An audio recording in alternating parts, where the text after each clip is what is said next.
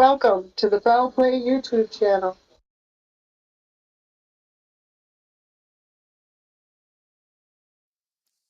Greetings, everyone. Welcome to Open Mic 116, starting off 2023.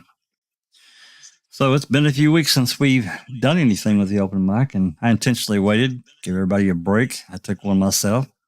Had a lot going on the last few weeks of 2022, so it was a good time to make a break. We certainly did a lot with the Coburn v. Netflix case. I'm sure there's more of that coming, but hope everyone had a great holiday and all that. Got some good stuff going. And anyway, so we're going to start off this year with a Brendan document. It's not new. It may be new to some of you all. And when Cherie first got it and showed it to me, I didn't recognize it, but in truth, it's been around. Others have seen it. And after I got to reading through it, I realized that I'd seen it too, but it's been a few years and it just didn't ring a bell. And in fact, Cherie had found that where in this particular paper, and I'll show it here in a few minutes, but it was written by two authors at the Wisconsin Law School. Tracy Keogh has interviewed one of them back sometime last year or year before in 2021. So, like I said, this paper's been around for a while, but it talks about language, Brendan, specifically about Brendan and the judicial, I guess, inappropriateness, or if that's even a word. Anyway, I scanned through it quite a bit yesterday and last night to some degree. I really felt pretty rotten last night, but I scanned through it, and it should be an interesting read, I think, for us to start off the Open Mic this year. And as everyone noticed, got a new thumbnail. Zoe is always really good about making these things, and she'd come up with a few back about a month or so ago, and I like this one, so here we are. Anyway, I've been rambling on here. Let's introduce our panel here that's here in Discord with us, and we'll say hello to everyone in the live chat, and we'll get this thing rolling. So first off, welcome, Alice. How are you? Hi, Jack. Hi, everyone on panel. Hello to everyone in chat. It's fantastic seeing you all back again, and I'm looking forward to this. And Becca, hey, thanks for coming, and say hello and take a minute. Well, actually, just say hello, and then before we get started, I'll talk about the postcards and stuff we were talking about yesterday. Hey, thank you for having me. Thanks, Becca. And Cherie.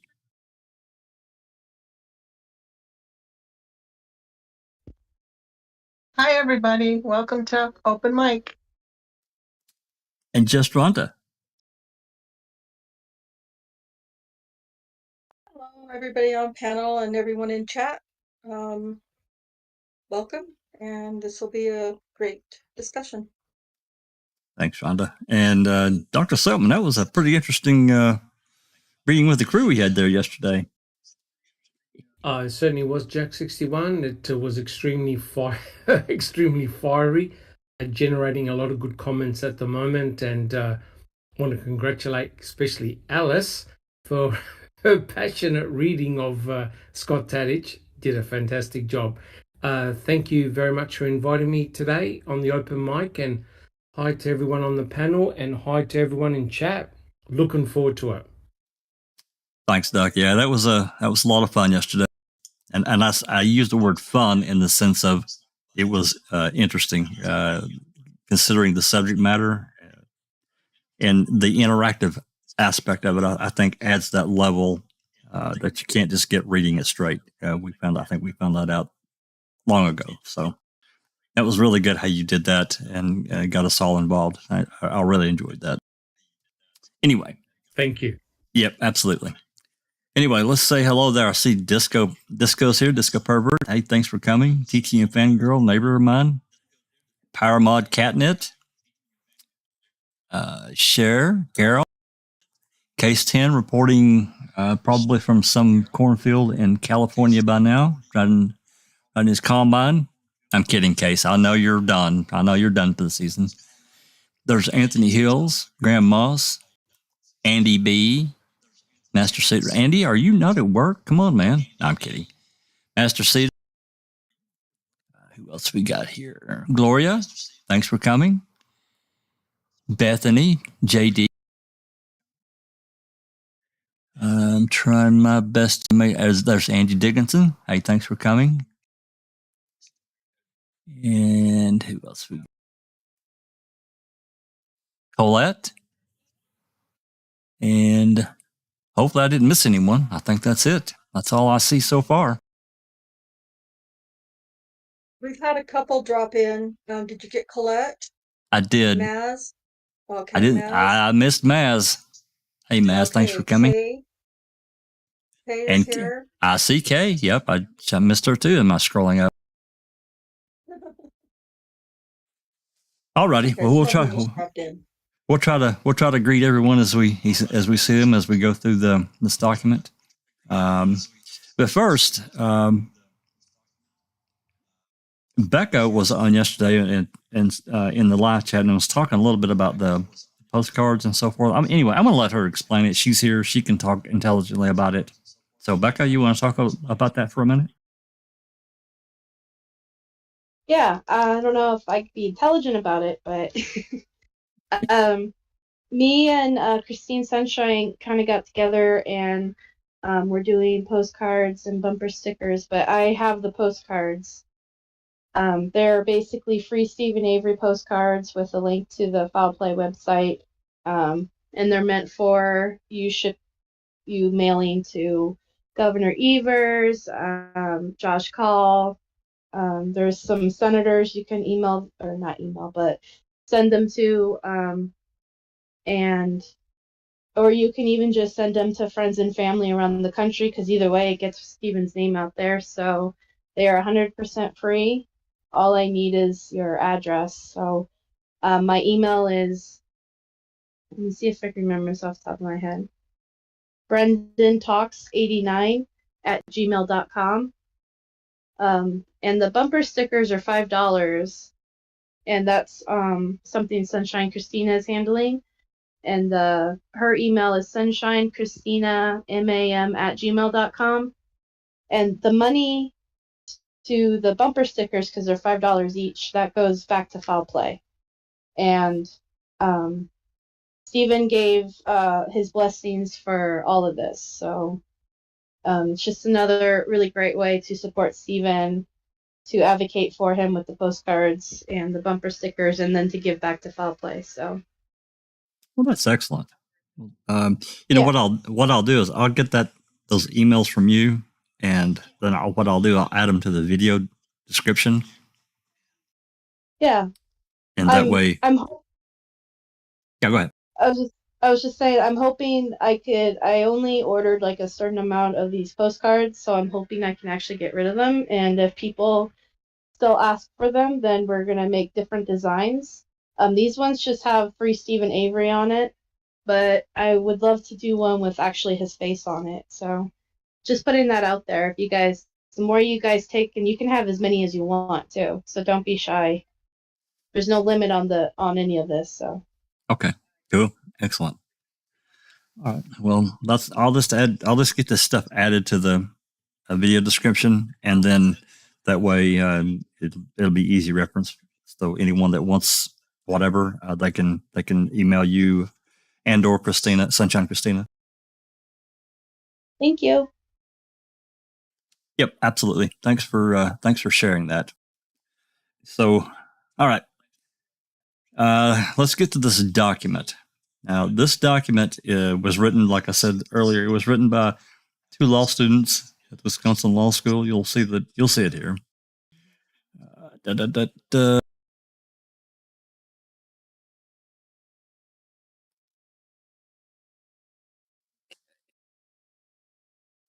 It's going to pop in there.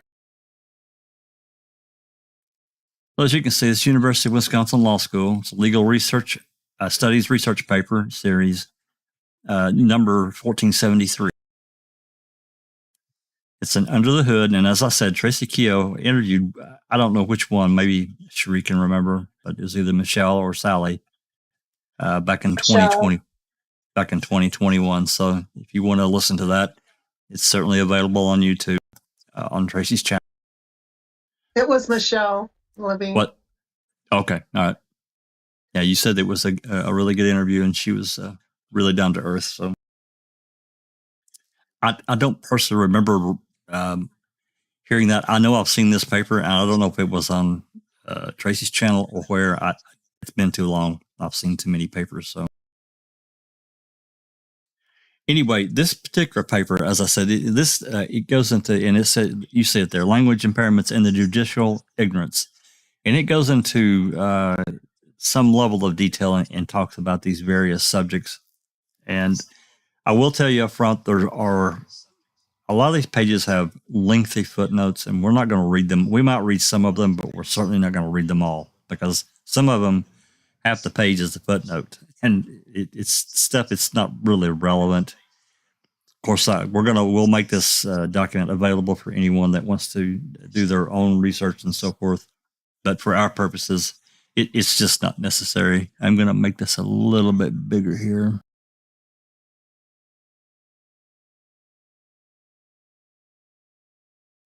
There we go. So we've got several people in channel, and what I'd like to do is pass the hat around. I'll get us started here on the introduction and so forth, but I want to pass the hat and get others to help read. I think that makes it a little more, certainly more interactive, and it makes it, gives everyone a chance to read and a chance to not have to read the entire document. Because this is a 70-page document. And, you know, there are some appendices at the end of this document that are interviews with Brendan.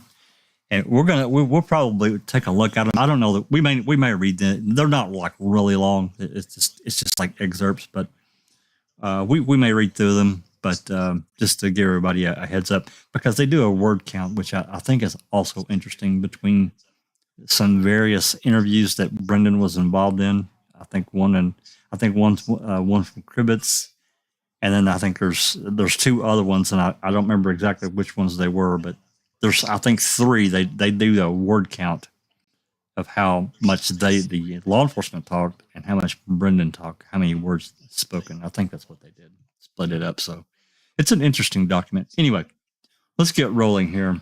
Does anyone have anything before I start? We all good? Good? Okay. All right, let's get started here. So this is Under the Hood, Brendan Dassey, Language Impairments and Judicial Ignorance. Michelle Levine, is that how someone would pronounce that last name? I think it's Levine is how I've heard it anyway. Levine, okay. And Sally Miles. Introduction, Making a Murderer. That's what the question. The 2015 Netflix documentary, Making a Murderer, was a worldwide sensation. The 10-part series told the story of Stephen Avery of Manitowoc, Wisconsin, and his nephew, Brendan Dassey, who were convicted of the gruesome 2006 homicide of Teresa Halbach. The series raised serious questions about whether the two were actually guilty or victims of law enforcement malfeasance. And as you can see here, there are 3 footnotes right off the bat, and you can see how long they are. So again, I'm not going to read through these. If I see one that might be of interest, then yeah, okay, we'll read it. But otherwise, unless somebody just wants me to read the footnote, we're gonna move on. Viewer divided on Avery, with as many saying he was guilty as not guilty. Viewers are not nearly as divided, however, about Avery's 16-year-old nephew, Brendan Dassey. Brendan was a developmentally delayed special education student whose treatment by all parts of the criminal justice system, including his own attorney, was at best an embarrassment, and at worst, the direct cause of a grotesque wrongful conviction. I completely agree. For many, the most disturbing aspect was the footage of eager law enforcement extracting a confession from Brendan in ways that were both comical and cynical. One commenter likened the interrogation to training a new puppy. The most memorable part of the interrogation came when investigators harangued Brendan about what was done to Miss Halbach's head. Brendan proceeded to guess. Cut off her hair, punched her, cut her throat. When he said he could not remember anything else despite investigators' insistence, they brought it out. Quote, all right, I'm just going to come out and ask you, who shot her in the head? End quote. Brendan replied, quote unquote, he did, Avery. When asked why he had not told them, Brendan said, quote, because I couldn't think of it, end quote. Later, after Brendan had confessed to raping and killing Miss Halbach, he asked if he could return to school because he had a project due in 6 hours. Not surprisingly, the full statement is filled with contradictions and physical impossibilities. Nevertheless, law enforcement cobbled together enough of this confession to form the basis of the charge that Brendan had assisted Stephen Avery in killing Miss Halbach. Despite glaring overreach by law enforcement, the series only captured a minuscule fraction. The trial court found that Brendan's confession was voluntary and it was admitted as a primary piece of evidence in his trial. He was convicted as a party to the homicide and sentenced to life imprisonment. The voluntariness of Brendan's confession was the primary issue in an unsuccessful state appeal and federal habeas corpus action. Brendan continues to serve a life sentence. Co-authors watched Making a Murder with both personal and professional interest. Of course, we were taken by the drama, though we knew the outcome for Avery and Dassey long before the show ever appeared. But we were particularly intrigued by the interrogation of Brendan Dassey. More specifically, we were curious about the linguistic aspects of the interrogation. We both have professional interest in language impairments, i.e. deficits in language and language usage. We are well aware that despite the innocuous name, language impairments can be serious disabilities with potentially catastrophic effects. We are also aware that individuals with language impairments are substantially overrepresented in the criminal and juvenile justice system. Though the documentary never came out and said that Brendan had a language impairment, throughout the program, the criminal case itself, there are references to Brendan's intellectual deficits and borderline IQ, but there are a few specifics. We were fairly certain he did. And if he did, we were certain it would have a profound effect on the interrogation. Our first step was an easy online search of court records, where we found documentation that Brendan did indeed have a severe language-based specific learning disability and multifaceted language impairment that placed his communication and process skills in the lowest percentile of all juveniles his age. Brendan's brutally low scores, which one expert termed quote-unquote appalling, inspired us to undertake a closer look at language of the interrogations. With the assistance of a language transcription company, we conducted a thorough qualitative and quantitative analysis of the communication and language of the complete interrogation. We took a deep look under the hood, examining the volume and structure as well as the content of what was said both by Brendan and law enforcement. We quickly concluded that interviewing technique utilized by law enforcement was a chaotic, unprofessional mess. Almost everything the two officers did in the course of interrogating Brendan violated the most minimal standards for interviewing any juvenile, but with especially one with underdeveloped language and communication skills. They inundated him with the verbiage, continuously asked multiple questions within a single turn, spoken paragraphs, changed topics in the middle of an oration, asked hundreds of leading questions, and planted content thousands of times. By the time we finished our review, we were and are confident that the verbal behavior of law enforcement throughout the interrogations of Brendan, coupled with his poor ability to linguistically cope with and his age, made him a prime candidate for unwilling and unwittingly confessing to a crime he did not commit. Our analysis has little in common with the voluntariness ruling by the trial court that ruling demonstrated a remarkable ignorance of how humans communicate in general, let alone the special issues presented by someone like Brendan Dassey. The decision instead closely parsed apparent promises of leniency to show that they were not actual promises of leniency, and noted that law enforcement did not yell and allow Brendan to sit on a soft couch. The decision even suggested that Brendan was not really a special education student because part of his school days were spent in regular track high school classes. Tragically, this decision was the foundation for a long legal journey that ended in June 2018 with a denial of certiorari by the U.S. Supreme Court. Admittedly, nobody else involved in this case seemed to know much about communication or Brendan's impairments either, not law enforcement, not even his own pretrial attorney. A record of Brendan's language disability and its significance was never developed during the pretrial hearings, although counsel possessed the testing results. Of course, in order to remain so oblivious to all parties must have completely disregarded the records that laid out Brendan's deficits in the plainest of terms. And they must have been blind to the behavioral and verbal cues that Brendan would have provided at any time they met. This article describes our under-the-hood analysis of the interrogations of Brendan Dassey and explains why we believe that reckless and amateurish behavioral law enforcement in the face of Brendan's communication deficits directly contributed to an involuntary and utterly unreliable confession.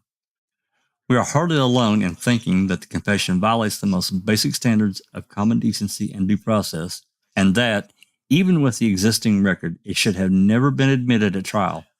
Our analysis simply provides another layer. You could say that this is our fantasy attempt to supplement the record, albeit a decade later.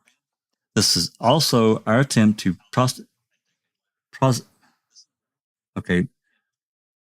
what is that word? Somebody help me. Proselytize? Proselytize? Yeah. What does that mean? About language impairments and their insidious effects. Preach, Yeah. talk, educate. I got you. Yeah. Okay. Yeah.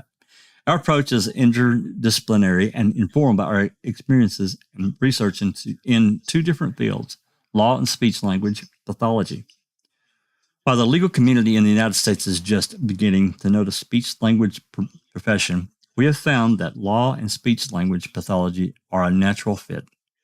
Co-author Dr. Sally Miles' clinical and research expertise in the field of speech-language pathology has allowed us to collect and analyze language data in ways not usually found in law. She has also provided a clinical observations along with expert opinions of this type that a lawyer would rely on both in and out of court. This article will not rehash or reframe the material covered in the pleadings filed in the state and federal court on Brendan's behalf. Those motions and supporting briefs did a masterful job of describing the myriad ways that law enforcement unambiguously fed Brendan, a child, specific incriminating details, promised leniency, and repeatedly lied about their superior knowledge.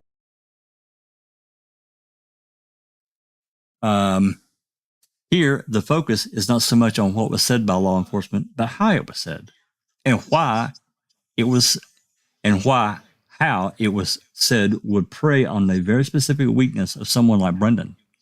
We provide examples throughout our analysis and discussions, but readers are encouraged to listen to the recordings of the interrogations to get the full flavor. This article is foundation heavy. We spend considerable time talking about language impairments in general and the science of interviewing. This type of background information is necessary for our analysis to make any sense. Then we turn to this case. First, we discuss what we learned about Brendan's language impairments from his school records, all in the court records, and what they tell us about his communicative ability to cope in an interrogation. Then we move on to our qualitative and quantitative analysis of the interview interrogations. We certainly looked at Brendan's verbal and nonverbal conduct, but as the discussion reflects, we ended up paying more attention to law enforcement's verbal and nonverbal conduct because it was so much more remarkable and not in a good way. Finally, we returned to the court decisions at the trial court and the Seventh Circuit Court of Appeals, Bain majority to show how courts completely missed the realities of Brendan's impairments and the egregiousness of the interviewing technique used by law enforcement. There will be no happy ending in this article. As Judge Ilana Rovner said in her scathing dissent to the Seventh Circuit in en banc decision, this is a, quote, a profound miscarriage of justice, end quote. The best we can hope is that the knowledge and principles we have applied can inform other cases. There are countless Brendan Dasseys at the receiving end of the criminal justice system, and they all deserve justice. All right, let's pause right there. That was a lot to take in.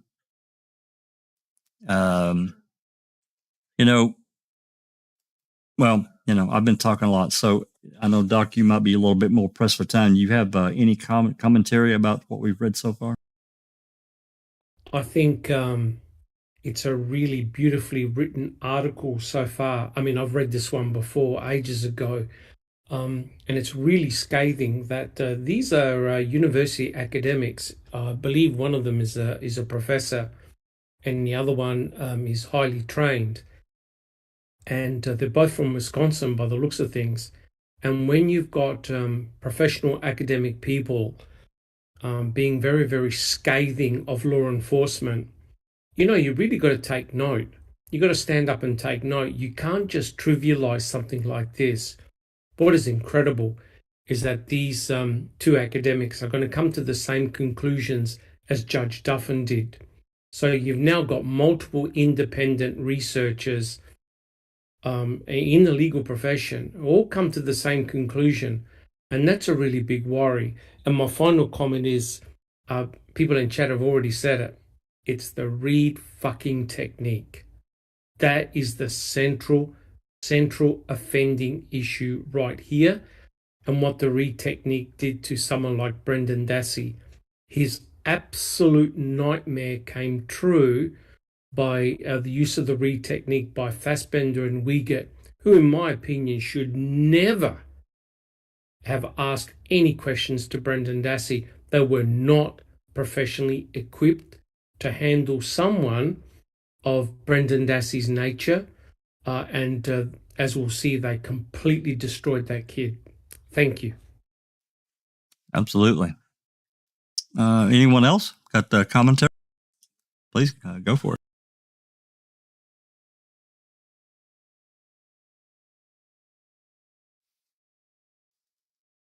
Okay. Well, I have to agree with Doc. If no one's got anything else to add, I have to agree with Doc. We've been down this road so many times.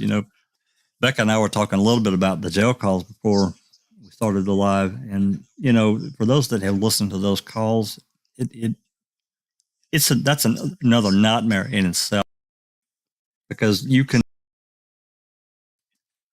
get this thinnest of threads, and it's the only one he's really got, to his mother Barb in his conversations. You can tell that this kid is, I've said it before, he's out wandering somewhere off in the deep Siberian forest, or where you want to call it, alone in a pack of wolves that are all the way around him, and have stayed around him since he was arrested in March of 2006. That kid has been so screwed, and I think that they spelled it out really well. And I said it as well. I wasn't really sure after I watched Making a Murder the first time. I wasn't really sure about Stephen Avery. I didn't know who he was. I didn't know if he was guilty or not. I did think that I do think that due process was completely thrown out the door. But Brendan, I felt pretty strongly that kid got really screwed. I think everyone got that right away. And, that's without reading any documentary that we got afterwards. We could see the absolute end of the earth that they went to and continue to go through 10 years later, because they've talked about the Seventh Circuit's decision going into and even the en banc. It's such a screwing of our criminal justice system. And it's one of the key reasons that I'm really involved in the case, is this aspect from Brendan. All right. So let's get back. Unless somebody else has like, Doc, you have another comment? Yeah, I do, Jack 61. I just want everyone to really remember the very first time they saw Ma'am 1 and they saw Brendan Dassey being interrogated. I really want everyone to think how they felt Brendan being interrogated. That gut feeling you had that something was deeply, deeply wrong, it meant that you were correct. That there's something was really wrong in the way Brendan was being interrogated. You felt it, you knew it. What Brendan was telling them, this is without doing any analysis at all, guys. What Brendan was telling them, you knew was just impossible, contradictory, made no sense at all. And the fact that you had two so-called professional adults nipping at the heels of a young, defenseless child is possibly one of the most shocking things I've ever seen. It is horrendous. Yeah, I can tell you, Doc, I was outraged. I was mad as hell at how they treated him. I got kids. As I've said before, I've got children his age. I was outraged that they would treat this child. I get the fact that they deal with young adults, teenage kids that are they've got issues. They got criminal trouble and so forth.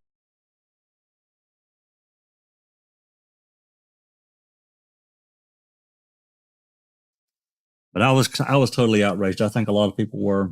A lot of us were just blown away. So Yeah. I mean, that's it. I mean, as Doc says, Jack, as soon as you watch that, as soon as you see that Wayne in that room, and they two fuckers come in, and they start talking to him, and then he goes to answer a question, and then before he's answered that first question, they are hounding him again with 2 or 3 other questions on top of that. So when Brendan's answering yes, no, I don't know, he's answering it on the first question. And then they're jumping back in and they're saying, well, is that a yes for you were with Stephen? Or is that a no that you were with Stephen?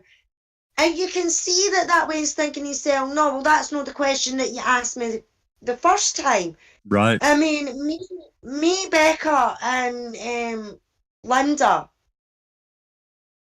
on Brendan Talks on a Sunday were going over the whole thing. We went over the interviews and things like that, and you can, it's there, clear as day, in black and white, the way that they were bombarding that Wayne with question after question after question after question. And that Wayne's only processing the first question that they've asked, and we couldn't get through it as quick as we wanted to get through it. Isn't that right, Becca? Because we were getting so angry at actually seeing it. I mean, we've seen it, we heard it, but to actually be reading it for yourself as well is the way we were doing it. It was hard because everyone just wanted to rage, and like every 5 minutes it seemed like there was just more anger just pouring out from us from watching this, because you're literally watching a child being abused. How emotionally and mentally. To me, it is child abuse, Becca and Alice. It was nothing short of child abuse. Yeah, because these scars that these people put Brendan through are still carried through him, even as an adult. Like, this wasn't just like, a bad interrogation. This was emotional and mental abuse. Yeah, they've scarred that Wayne for life. And I mean, I'm sorry. I mean, Brendan will always be a Wayne, even though he's a fully grown man. I mean, I still call my son my baby, and he's 30, So Brendan's no different. So he's still a Wayne, and that Wayne is scarred for life for what they've done to him. You know what I mean? He might have been able to process it in a certain way, but nobody is going to know how that process is still going to be able to work when he gets out, you know, because he's not going to trust people and everything like that, because he trusted the people that should have been looking out for him in the first place, like the police officers who are supposed to protect and serve, the lawyers who are supposed to protect their client from everything that Brendan went through with the police, and even his lawyer threw him under the frigging bus. Well, yeah, you know of what I course. mean? Right. Yeah. So, yeah, Becca, you're absolutely right. I mean, we would be silly to think that it isn't still affecting Brendan in some sort of sense or way, and it probably will for the rest of his life, even when he does get out, you know? Yeah. And I know I've read somewhere that Brendan made a statement that, or I think it was in Jason Flom's interview actually.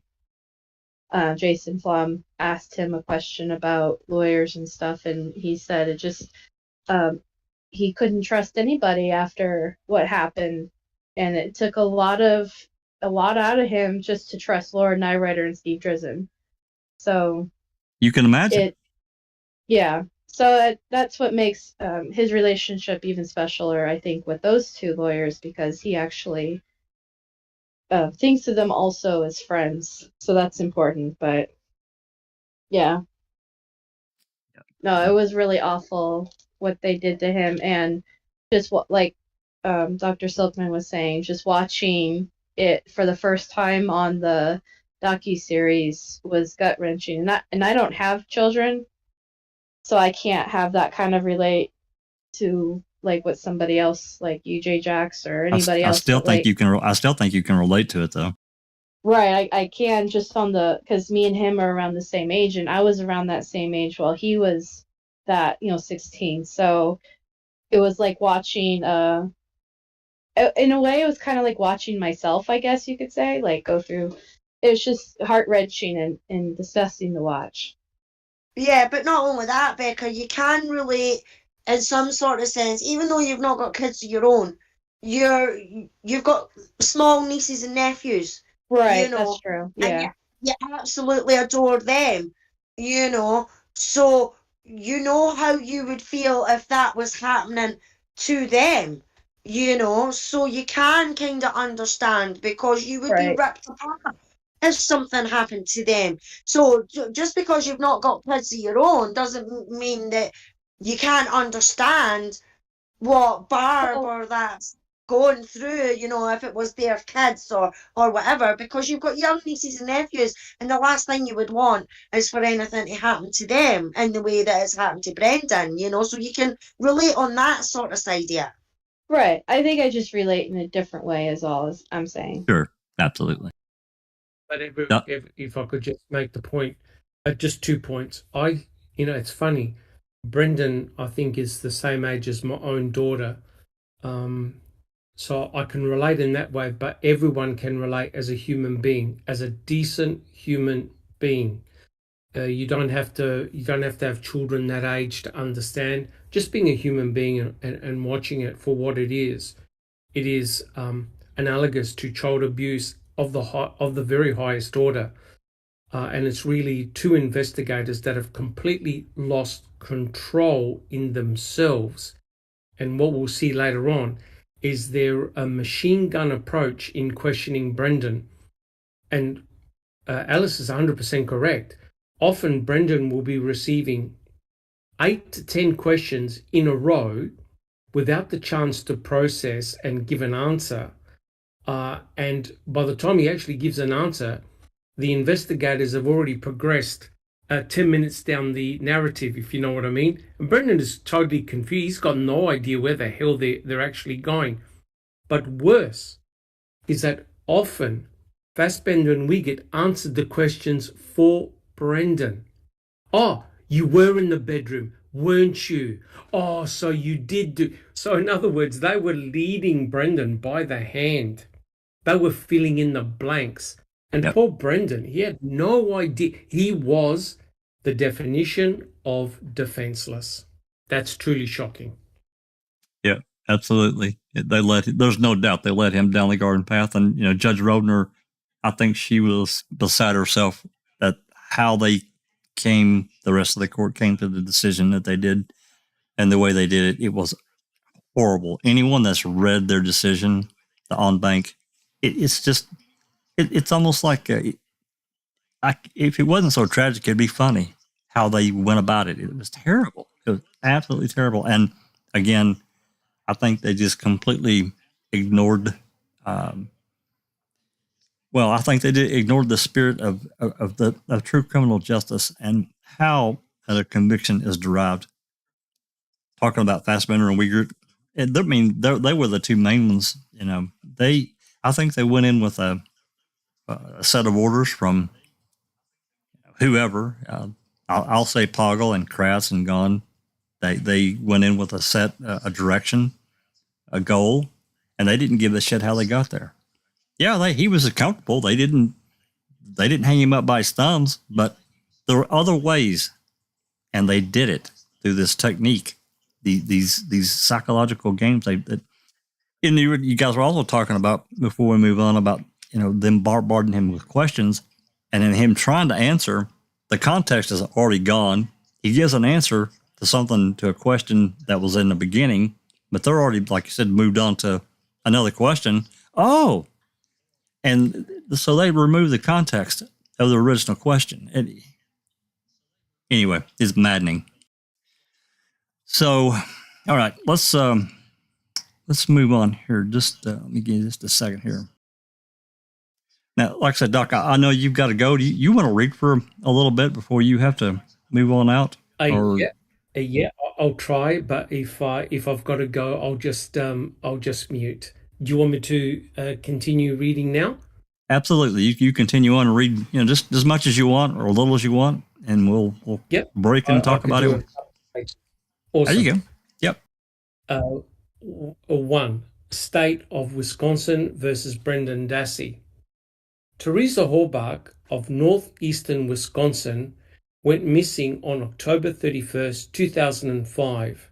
She was last seen on the property of Stephen Avery of Manitowoc, Wisconsin.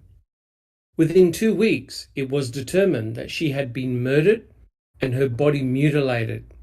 Miss Horbach's remains were found on Avery's property. From the beginning, Avery was the prime suspect. On November the 5th, Avery's 16-year-old nephew, Brendan Dassey, who lived with his family down the road from Avery, was interviewed by law enforcement from neighboring Marinette County. Law enforcement was attempting to find out whether Brendan had seen Miss Horbach on Avery's property. Avery was officially charged with the crime on November the 15th, 2005. In February 2006, law enforcement was alerted to the fact that Brendan had been acting strangely and had been seen on Avery's property on October 31st. On February 27th, Brendan was interviewed by Calumet County Sheriff's investigator Mark Wiegert and Wisconsin Department of Justice Special Agent Tom Fassbender. Wiegert and Fassbender. He was questioned twice with his mother's consent, once at school and then at the local police station. On March 1st, Wiegert and Fassbender met Brendan at school and told him they wanted to interview him some more at the local police station, again with his mother's permission. After a tortuous process, Brendan began to affirm or provide a series of incriminating details which formed the basis of a confession. Based on this confession to Wiegert and Fassbender, Brendan was charged as a party to the crime of homicide. The confession was the primary evidence against him. Pre-trial counsel Len Kaczynski filed a motion to suppress on the grounds that Brendan's statement was not voluntary. The school psychologist testified that Brendan has documented cognitive and learning deficits. After hearing the testimony and watching a recording of the March 1st interrogation, the court denied the motion, finding that the confession was voluntary.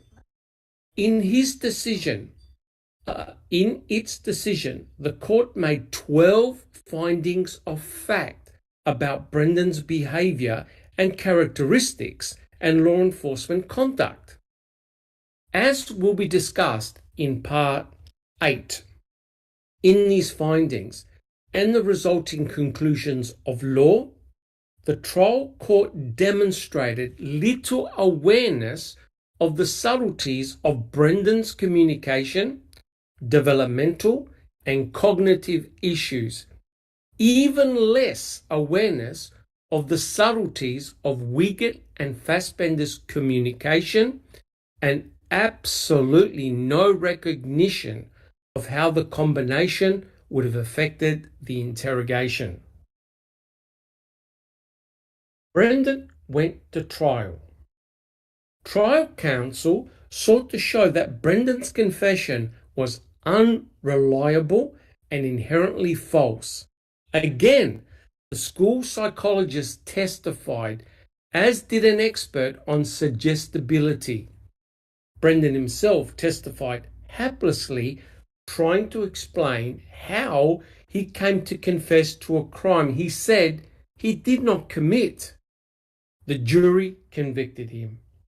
On appeal, the central issue was the voluntariness of Brendan's confession to Wiggett and Fassbender. Appellate counsel first proceeded under a Wisconsin post-conviction statute that allows the defendant to return to the trial court to supplement the record before proceeding with an appeal. At the hearing on the post-conviction motion, counsel presented Dr. Richard Leo, who testified at length regarding the science of false confessions.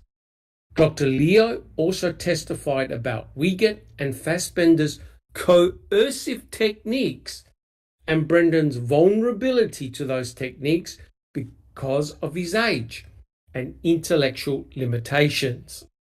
A central point of contention was the number of times that Wiggett and Fassbender contaminated the interview by directly feeding facts, which were then parroted back by Brendan. The motion was denied. The court reaffirmed its original findings and bolstered those findings with the strength of the case.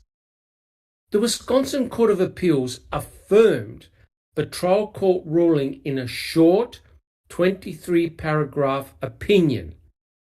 In the brief, 2 paragraphs that analyze the circumstances of the interrogation and confession, the court adopted the trial court's finding wholesale. The trial court heard the testimony of Dassey's mother, his school psychologist, and a police interviewer, and had the benefit of listening to the audio tapes and viewing the videotaped interviews. The trial court found that Dassey had a low, average to borderline IQ, but was in mostly irregular track high school classes, was interviewed while seated on an upholstered couch, never was physically restrained, and was offered food, beverages, and restroom breaks, was properly Mirandaized, and did not appear to be agitated or intimidated at any point in the questioning. The court also found that the investigators used normal speaking tones with no hectoring, threats, or promises of leniency, prodded him to be honest as a reminder of his moral duty to tell the truth, and told him they were, quote, in his corner, end quote, and would, quote, go to bat, end quote, for him to try to achieve a rapport with Dassey and to convince him that being truthful would be in his best interest. The court concluded that Dassey's confession was voluntary and admissible. The trial court's findings are not clearly erroneous. You want to discuss this, guys? Yeah, I think we probably should break here because, there's just, while that particular part you just read there is true, they did do what they said, but how many times did they call him a liar? That part's left out. It was many times. It was. I can't remember. I'm trying to think of what they talked about in trial, but it was a lot.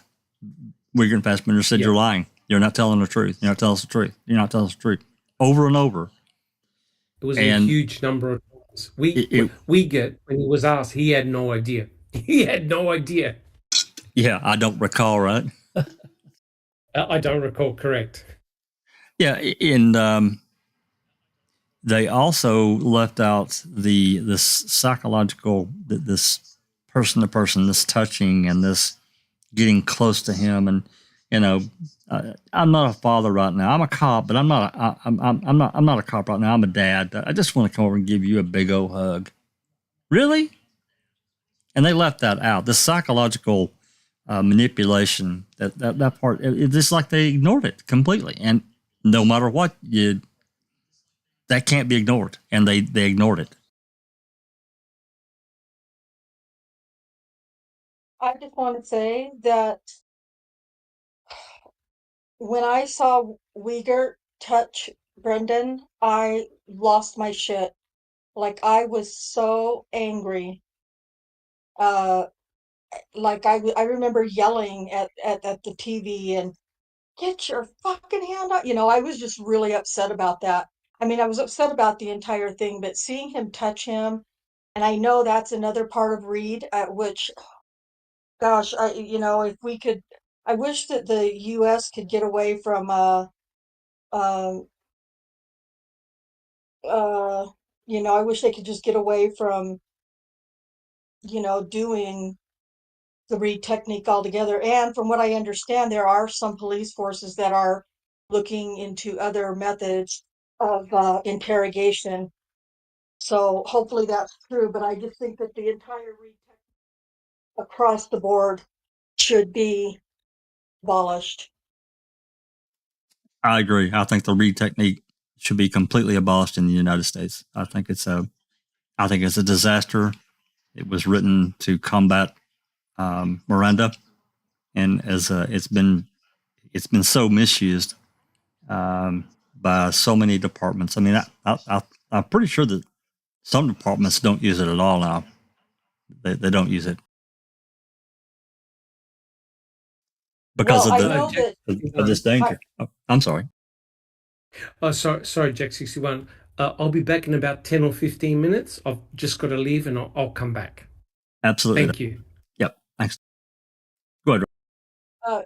I believe you're right, Jack. I remember reading an article probably more than a year ago, talking about that they were talking about specific departments, and I believe they were in the East Coast area, not necessarily the coastal area, but southeast area of the country, where some some departments were going completely away from it already, and that they were, I believe that there were some who were going to other departments, you know, trying to move into more departments to teach the technique that they were using that was not the read technique and that they were having great success with. I shouldn't say that because I don't remember where the article was. I probably saved it at the time that I read it, but it's long gone. But yeah. Yeah, I know that some departments they have moved away from the reading technique because of the danger of getting false confessions and not getting to an actual truth. Because hey, you know, I think we're all can say that we certainly believe we have to have law enforcement. We want honest policing throughout, top to bottom, left, right, center. Doesn't matter if you're poor or rich, whatever. Honest, unbiased, honest policing. I'll bring up this Idaho killing for just a moment and the effect. We talked about it some yesterday during the reading with the crew, and the effect of how the police, I'm talking about local, state, and federal, they kept a lid on everything, nothing. And they did their thing. And now we've got apparently a strong, I mean, the guy's innocent in the eyes of our justice system. They feel confident, you know, from what I've read, they feel confident they've got their guy. And if it all pans out and is true, and they present what they've got in court and it's true, then hey, good for them. But I still say good for them because they've kept it quiet. They've not put this through the media grinder. And I, for one, wanted to know, certainly, just like everyone else, but I appreciate the effort that they did to do that. And it's totally different than, you know, we think back to Gabby's case and how that just went through. Oh my God. I can't tell you how many stories that were out there. And you know, there were a lot of stories about this too, but there wasn't nearly as much because the police did not release anything. And I salute them. I really do. So, but beyond that, this read technique, it brings about so many other issues. We've seen these interviews where cops will walk in with this folder. Hey, we've got your DNA. And they hold that folder. They won't open it, but they've got it like, you know, they've got information inside that folder that has got somebody's DNA. They just pull all kinds of this crap, Well, I call it. oftentimes those folders are completely empty. There's nothing in them, but it That's is right. all part of, you know, it's just part of the technique. And look, there are some things that I feel like, you know, I mean, and I can't even point to anything specifically, but you know, maybe there are some parts, you know, some ways of interrogating that you need to, you know, one of the best interrogations that I remember seeing was done by, I can't remember what his name is, but it was in Canada uh, with the, and now I'm going to forget his name. Oh my gosh. Um, I can't remember what his name was, but he was a colonel in the Air Force in Canada, and he had done murders and rapes and, you know, all that stuff, and they ended up catching him. I've studied this case. I don't remember why I can't remember his name right now. But anyway, the officer who interrogated him did an excellent job. But when I've gone back and rewatched that, I don't see a lot of the read technique in it. I mean, there are elements of it, of course, but you know, when you look at Brendan's interrogation, it's 100% everything in his interrogation is goes through the process of read, and it's just needs to be gone. Needs to Yeah, be gone. I agree. It's total deception. And it was not just me and you talking and you know, telling lies to each other. It was psychological deception too. And that's even worse on a child that has no tools to combat this. A seasoned criminal, he would probably said, "You guys need to shut the fuck up. I don't know what you're talking about." But Brendan couldn't do it. You know, he's his, and they knew that. They knew he wanted to help an adult, especially a cop. I mean, gosh, I need to help these guys. You know, his understanding is completely different than what a seasoned criminal would be. All right. I was just Yep. gonna say real quick. There's a book I've been reading on Brendan Talks, about Brendan's confession. A guy who I think he was a prosecutor for the state of Wisconsin. Even broke down Brendan's confession like really, really well, and like multiple confessions, and how they basically manipulated him during each one. What's his name? What's his name? Let me look at it. Hold on. It's a guy prosecute the one I'm thinking of. Maybe it's different. I don't know. Hey, while you're looking that up, I wouldn't say. Oh, go ahead. I've been reading it on my channel. Of course, the name like completely spaces me, but it's the Michael Caccini or yeah, that one. Oh, okay. You guys should do once you're done with the book you guys are reading now, you should read that one and have a discussion, because it's really like I've been reading it on Brendan Talks, and it's been really, really informative. Yeah, I've read. Hey, is Susan here? Can you hear me? Hello. Yep. Yes. You hear me? Yes. Oh my God. How'd that happen? Hi, Susan. I don't know. What did you do? Did you cast a spell? I don't know. Did you cast a spell on your computer? I guess so. We could hear you yesterday too, but you couldn't hear us was the problem. Yeah, I've been having so many troubles with. So you're saying your computer? Anatomy of a False Confession: The Interrogation and Conviction of Brendan Dassey by Michael Chitsky. I think I might have that on either the regular book or maybe Audible. If I don't have it on Audible, I'm gonna see if it's available. I don't think it is though. No, I think I did look. Yeah, I've heard of that book. It's really good. Yeah. Seems like we read that, Jack. No, I don't think we did. I think we talked about it. Yeah. Okay. Yeah, because I think Doc's got the book as well, and it was Doc that was mentioning it. He's got another book that I've read. It's really good. He explains the intricacies of Wisconsin law. It's really good. He really breaks it down like we can understand it, the layman. It's just so unbelievable in this day and age that this is happening. With, these scholars that know what they're talking about, it's so clear. Our court system is just so fucked up. It's disaster. Southern just a disaster. It is a disaster. I mean, you get a guy like Fox, and what happened, and I mean, I'm sure Becca, I mean, we all are, but Becca, I'm sure, has looked at it as closely as anyone. But, what happened after Brendan's trial, and then in 2008, there wasn't a hell of a lot. There was some things. Of course, Knight Rider and Drizzen had taken over his case at that point. But then 2009 rolls around, and they get this son of a bitch O'Kelly into court, and the crap this guy pulled. Absolute garbage.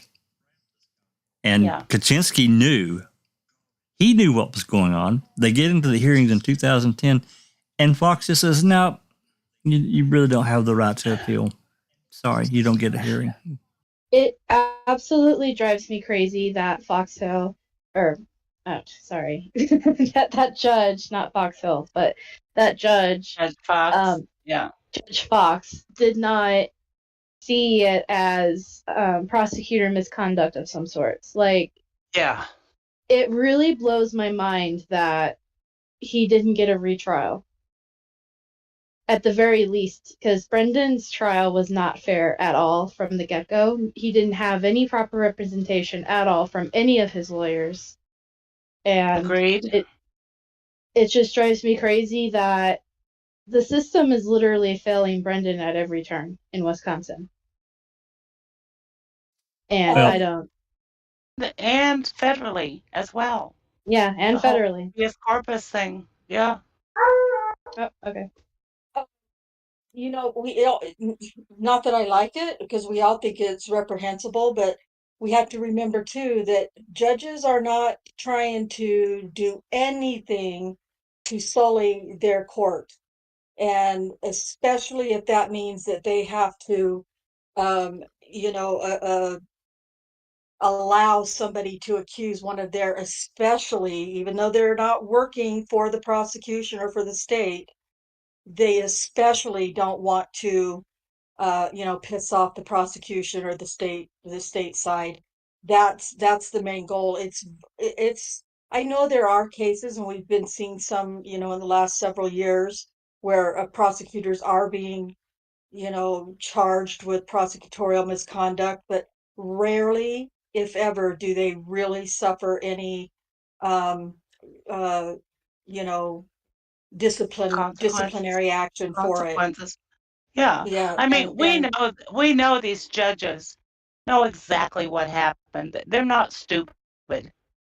yeah, They yeah, are not dumb. Anybody can see what happened to yeah, Brendan. It's exactly. all fucking politics, Yep. Well, and at Brendan's expense. that's what, And especially if you're in a place where your judges are elected officials, you know, they Oh, want to stay on the Jesus. side of the state. You know, and Of the it's, voters. yeah, exactly. Well, yeah, yeah, exactly, on the side of the voters, which, And the people that donate money to their campaign. yeah, yeah, and so it all comes down, not all, but a great deal of it does come down to politics, and the rest of it is just a bunch of ass kissing fuckers that, you know, there's something in it for them if they allow or disallow certain things. But to charge one of their state's attorneys, very rarely do we ever get to see that happen. So that's why I said before, we get into 2010 and you hear all this stuff. You had O'Kelly that testified, you had Kaczynski testify, Edelston, Remgen, all of them testified, but specifically about O'Kelly and Kaczynski. Now, one of two things is going on here. Either Fox knew in 2006-07 what O'Kelly and Kaczynski had done and did nothing. Or, well, I mean, he got removed. He finally got removed from the case because of what he allowed to happen on May 13th. But the damage was done. It was too late. And something judicially should have happened right then, but it didn't. yeah. And so then we move forward to 2010. Either Fox knew then, or he didn't know. And 2010 rolls around, he finds out all this shit that they had pulled, and he still does nothing to correct it. So which is it? And that's a real question for me, because if he knew and did nothing in 2006 and 7, he should have been thrown off the bench, and Brendan should have been released with prejudice, because his name was ruined, completely ruined. Or in 2010, it should have happened. At minimum, as Becca said, a new trial. At minimum. But yeah. Yeah. Well, we have. First, I want to say thanks to my oldest son JJ. He's foul play obsessed now, but he's not. He's not addicted or anything. He tries to listen when he can. He's a busy guy, but I know he's probably trying to listen now. So appreciate that, son. Thanks very much. But we've got some names that have joined us. I see Moses is in. Thanks for coming. Behind the Magic and Crockett. Hey, thanks, guys, gals, for coming. Our William. And I thought I saw one more. Ignore the trolls. Yeah, Just well, saying. yeah. Hey, there's Ali Sopoloff. Thanks for coming. Yeah. About this, I will just, to Elliot, I got to tell you, I don't. I mean, I know the LMAO. That was probably an innocuous thing that you tapped. It's not funny. I get what you're saying, but at the same time, we all have our opinion and we're entitled to it. But this thing about Bobby and how he's become this Denny for Zellner, because he is such a perfect Denny. But there are serious issues with that. I personally don't think Bob had a thing to do with any of it, other than being compromised. I think he was severely compromised just from everything that. Tell you? Yeah, please. What did I just tell you? I know you did, but I just wanted to say it. Okay. You're right. You're exactly right. No, I totally agree. Anyway, What did she tell you? ignore the trolls. Oh, okay. All right. Before we move on, anybody got anything else? So before we get back to the document, I just wanted to say, at the genesis of this, there are a lot of complications for the state.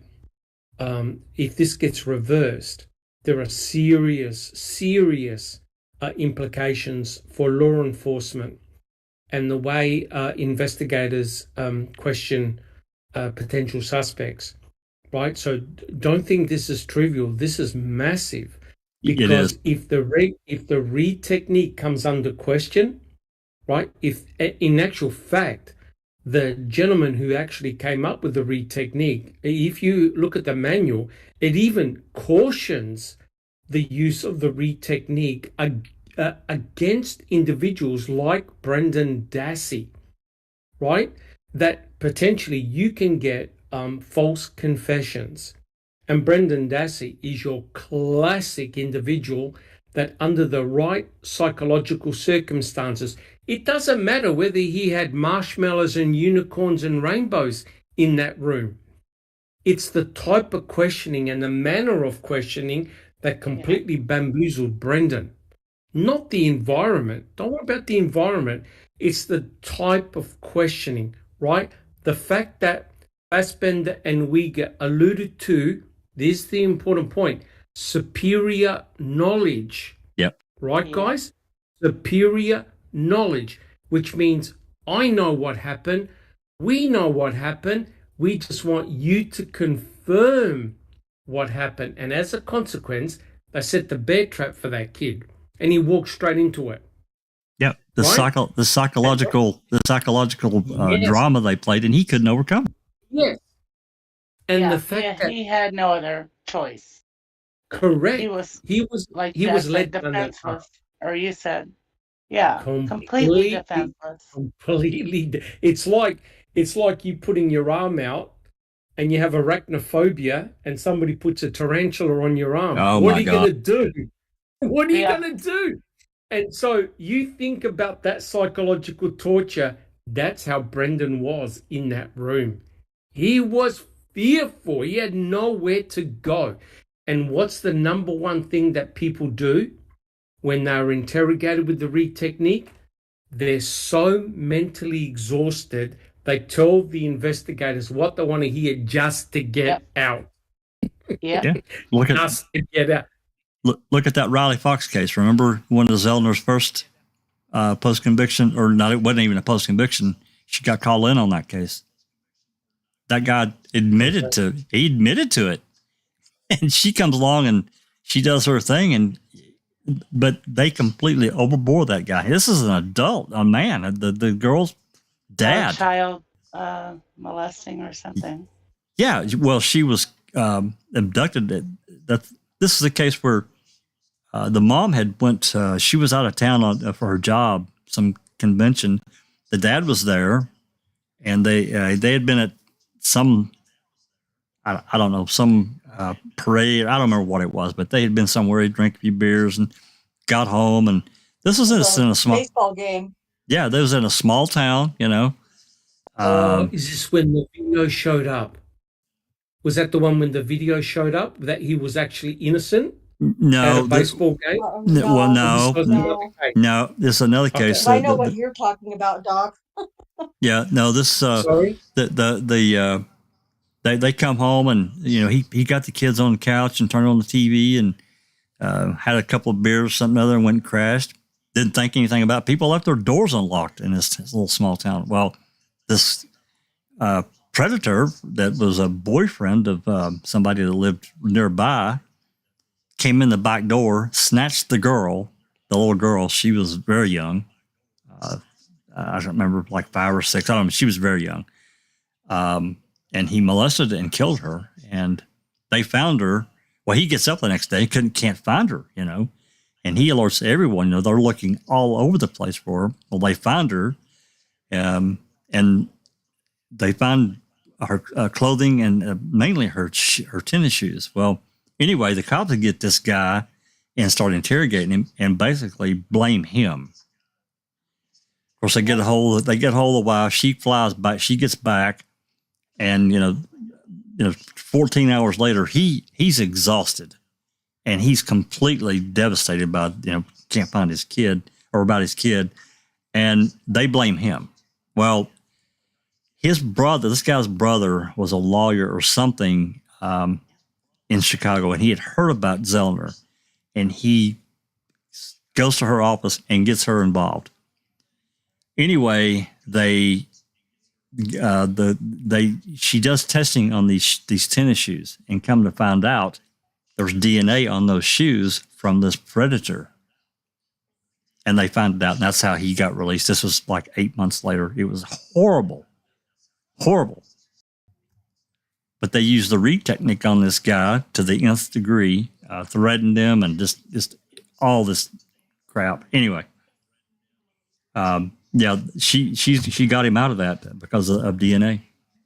It's a really interesting. I actually think there's a documentary on it. I'll try to find it, and you can watch it. There is, and I know that it's been covered like on different investigation discovery channels and stuff as well. Yeah. It's a heartbreaking story, and It is. And I believe they ended up, it ruined their marriage. No, maybe I can't remember. No, it now, did. maybe It did. Anyway, It did. They're divorced. It did, yeah. It did. They remain, friends, They're but good friends, and yeah, because of the kids. Anyway, But horrible case. Anyway, yeah. all right. Let's get We back. digress. Yeah, we did. That's okay. Hey, I see Tuco's here. Thanks for coming, Tuco. Anyway, let's get back to the document. Doc, do you feel like reading a bit more, or do you want to hand off? I can. But like I said, I'll have to tap out if my nurse comes. So Hey, I'll that's continue. fine. Absolutely. Continue when you're ready. Okay. The Wisconsin Supreme Court declined to take review. Attorneys then filed a petition for habeas corpus in the Eastern District of Wisconsin. In a lengthy opinion, Magistrate Judge Duffin examined the confession in light of the conduct of Wiegert and Fassbender and their, quote, highly leading questions.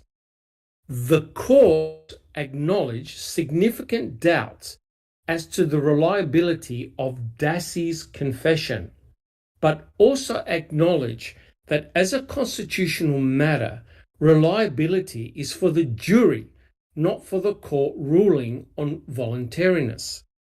The court went on, however, to find that looking at the totality of the circumstances, including Brendan's age, lack of familiarity with the criminal justice system, lack of a parent present, Wiegert and Fassbender's paternalistic and exploitative behavior, and promises of leniencies, Brendan's confession was involuntary and the case was remanded.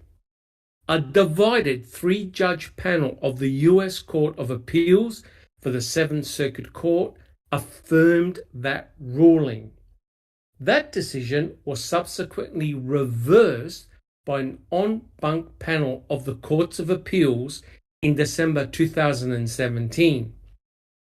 In the 4-3 decision, the court found that despite its relative brevity, the State Court of Appeals' terse 2-paragraph endorsement of the trial court findings was sufficient to satisfy the reasonableness standard of 28 U.S.C. 2254D and that the federal courts were therefore required to defer to the state court findings. There were two strongly worded dissents. The first, by Chief Judge Diane Wood, began psychological coercion, questions to which the police furnished the answers, and ghoulish games of 20 questions in which Brendan Dassey guessed over and over again before he landed on the correct story, i.e. the one that police wanted, led to the confession that furnished the only serious evidence supporting his murder conviction in the Wisconsin courts. The Supreme Court denied certiorari on June 25th, 2018. Any comments on that one so far? Well, Certiorari. Yeah, certiorari. is that how you pronounce that, Sociari? Certiorari, yeah. Oh, okay. Yeah. I would have pronounced it exactly like Doc did. You could tell I'm Italian. Well, I think that, I think Judge Rovner, without pulling it up reading, I remember reading her scathing dissent.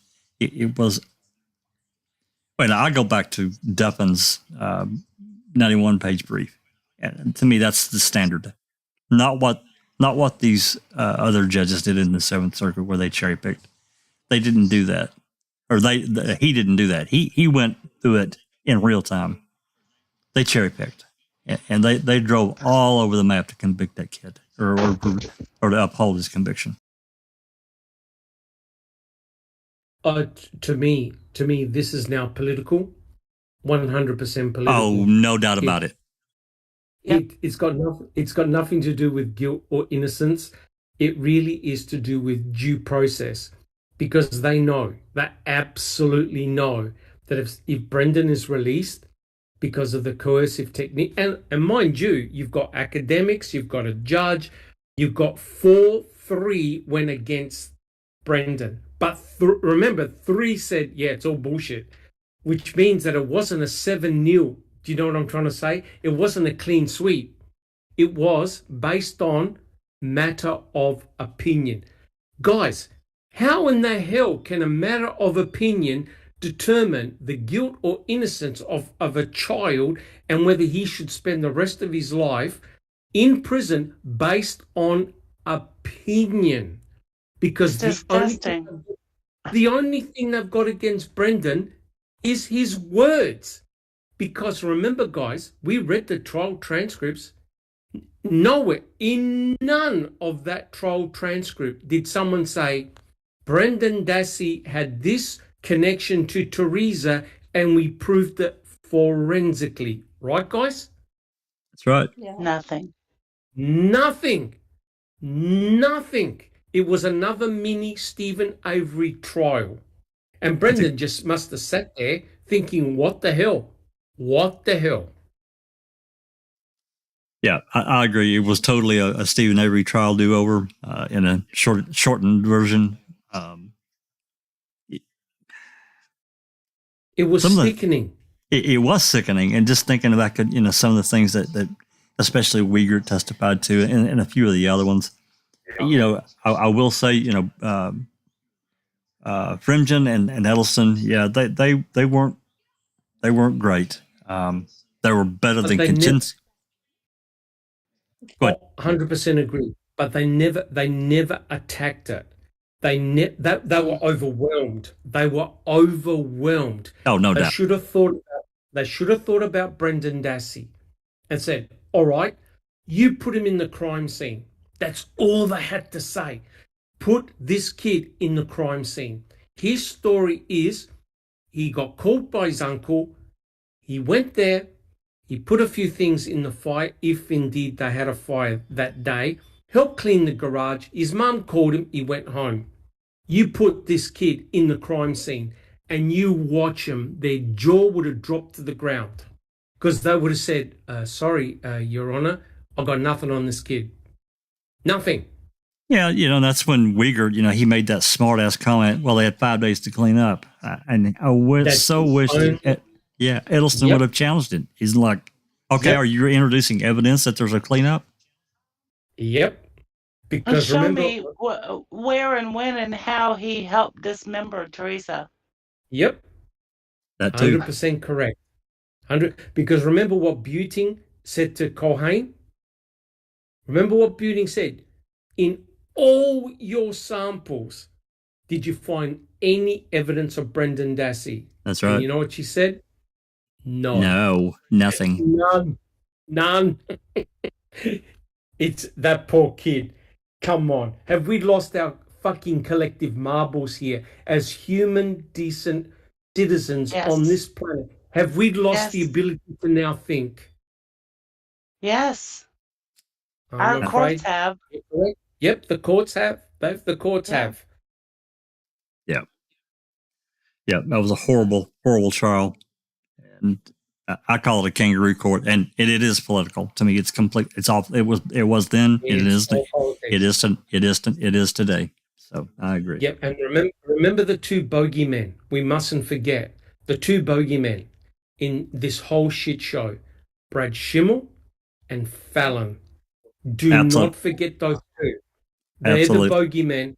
Of course, Kaczynski, O'Kelly, but the two bogeymen that absolutely knew that poor kid did nothing and went after him. Fallon, how can he sleep at night?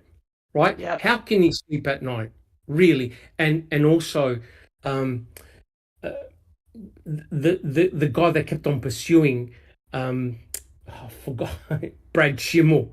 How can he sleep at night? You can't tell me that he wasn't protecting himself and his own fucking office. He couldn't care about Teresa Halbach. He wanted to make sure that no one pointed a finger at the Attorney General Department. Exactly what Peg did in the 1985 case. She whitewashed. Absolutely. Yep. I'm telling you, this correct. This case is no good for my blood pressure. Well, no Brendan, no Adam FL, no RAV headlight swab. It removes that. You notice what they called the article? Under the hood. Yep. Under the hood. Yeah. Yeah, absolutely. All right. Let's continue on. Doc, I'm gonna. I reckon if you can get somebody else. Yeah. Because I'll probably have to go. Yeah. So, Rhonda, are you up for reading for a bit? Start on part 2. Yes. Okay, you can start and read as much as you want. I mean, if you want to come to a point and stop and take a break and we discuss, that's fine too. So you just take off and start reading whenever you're ready. All right. I love this power. Excuse me. 2. Why a speech-language pathologist? An unusual feature of this project is that it pairs a law professor with a speech-language pathologist, SLP, profession not commonly seen or well understood in the criminal or juvenile justice systems. While it is fairly well known that SLPs are the professionals who work with the children who have difficulties with S's, L's, and R's, or who stutter, people unfamiliar with the field may be surprised at the full breadth of SLPs, professional activities, expertise, and services. The full scope of the practice includes all aspects of communication across the full lifespan, from infants, toddlers, preschool and school-age children, and adolescents to adults of all ages. Language development and disorders have long been primary areas of expertise for SLPs, and no other profession holds this expertise. SLPs work predominantly with clients who have delays or disorders, many of which occur, as with Brendan, developmentally, for example, not the result of illness or trauma. SLPs provide screening and discourse analysis to identify potential communication problems, full-scale evaluation and diagnosis, intervention therapy services, counseling, and education for clients and their families, educators, and other providers. I'm reading off of yours. Oh, sorry. Yeah, I'll scroll. Okay. In other words, an SLP is well suited for involvement in criminal cases where a juvenile or adult has a suspected or already diagnosed language deficit. Just like Sherlock Holmes, a good SLP's business is to know what other people don't know and to observe what others cannot see. A good SLP will see under the surface into the underlying interconnected complexities of the communication and cognitive systems and understand the significance of developmental processes. Seeing beneath the surface is especially important in this case because so much was decided or overlooked based on the appearance of things. Brendan appeared to be functioning well in the interview. He appeared to understand, he appeared to agree to so much of what the police said. The police appeared to be calm, appeared to be gentle, and appeared to be just asking the kid some questions as he sat on a comfortable couch. No one bothered to go under the hood because they thought they knew. They thought they could rely on common sense, but they did not recognize their own ignorance. Ooh. They clearly did not know that their common sense would not serve in this situation. Once again, Sherlock says it best, quote, "You did not know where to look, and so you missed all that was important," end quote. Unlike many forensic psychologists who address mental and behavioral functioning, an SLP is trained to go beyond generalities and communication problems and can correct the kind of misconceptions that occurred in this case. An SLP can provide a detailed description of the deficits, whether it is processing, verbal memory, or narrative, and what those deficits mean in actual communication situations. The SLP can offer insights about an drumroll individual's nonverbal communication and the connection between the individual's language deficits and behavior. Equally important, the SLP can analyze the communication of other persons who interacted with the impaired individual. This can be critical when, as here, the verbal and nonverbal communication of the other people in the conversation, for example, law enforcement, matters as much as the communication of the impaired person. 3. Language impairments, a primer. That Brendan had a severe language impairment that profoundly interfered with his functioning is incontrovertible. Unfortunately, few people in the Manitowoc County Courthouse seem to have even noticed. To be fair, Manitowoc is hardly unique.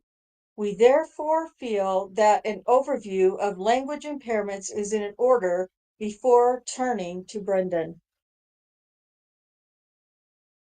A.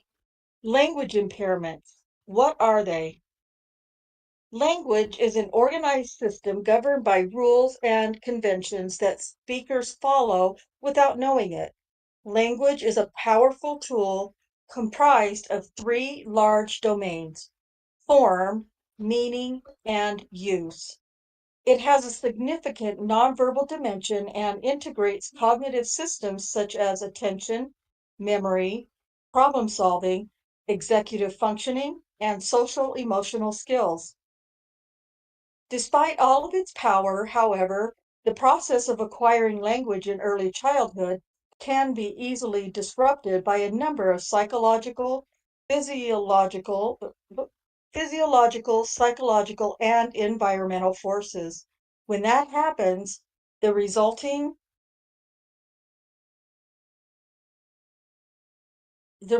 impairment can be devastating and lifelong. The term language impairment, also known as language disorder, generally refers to deficiencies in language competency. It encompasses weaknesses in three realms of spoken language: expressive, receptive, and pragmatic. Impressive and receptive comprehension deficits affect vocabulary, syntax, semantics, and processing. These skills are directly related to the ability to decipher meaning and to adequately recall and relate information. According to the Royal College of Speech and Language Therapists in the UK, lack of these vital communication skills results in poor knowledge, processing, and application of culturally relevant and often quite subtle behavior that assists in establishing and maintaining relationships of varying degrees of complexity. Pragmatic deficits relate to the behavioral effects of communication. Deficiencies in this aspect of language reveal themselves in a lack of social cognition, an inability to take the perspective of the other person, and a failure to appropriately adapt in interactions.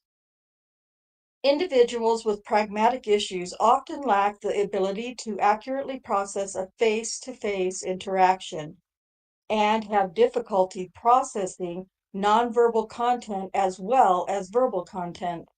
Developmental language impairments are the result of disruption in a child's language acquisition process. The causes can be an underlying communication disorder, such as a hearing loss, auditory processing disorder, an underlying cognitive deficit, or external conditions such as extreme poverty, trauma, abuse, or neglect. Language impairments will also co-occur with associated disorders such as ADHD, learning disability, or persuasive developmental disorder. Language impairments rarely exist in isolation. Because language is so essential to human functioning, communication deficits invariably give rise to cognitive, social, academic, behavioral, and/or emotional difficulties. Any one of these can have a profound influence on an individual's ability to effectively navigate through life, even after the individual has acquired enough language to get by in daily living or to appear normal. In fact, although language impairment is often classified as a childhood disorder, a child does not grow out of it. The effects and deficits will typically continue into late adolescence and adulthood.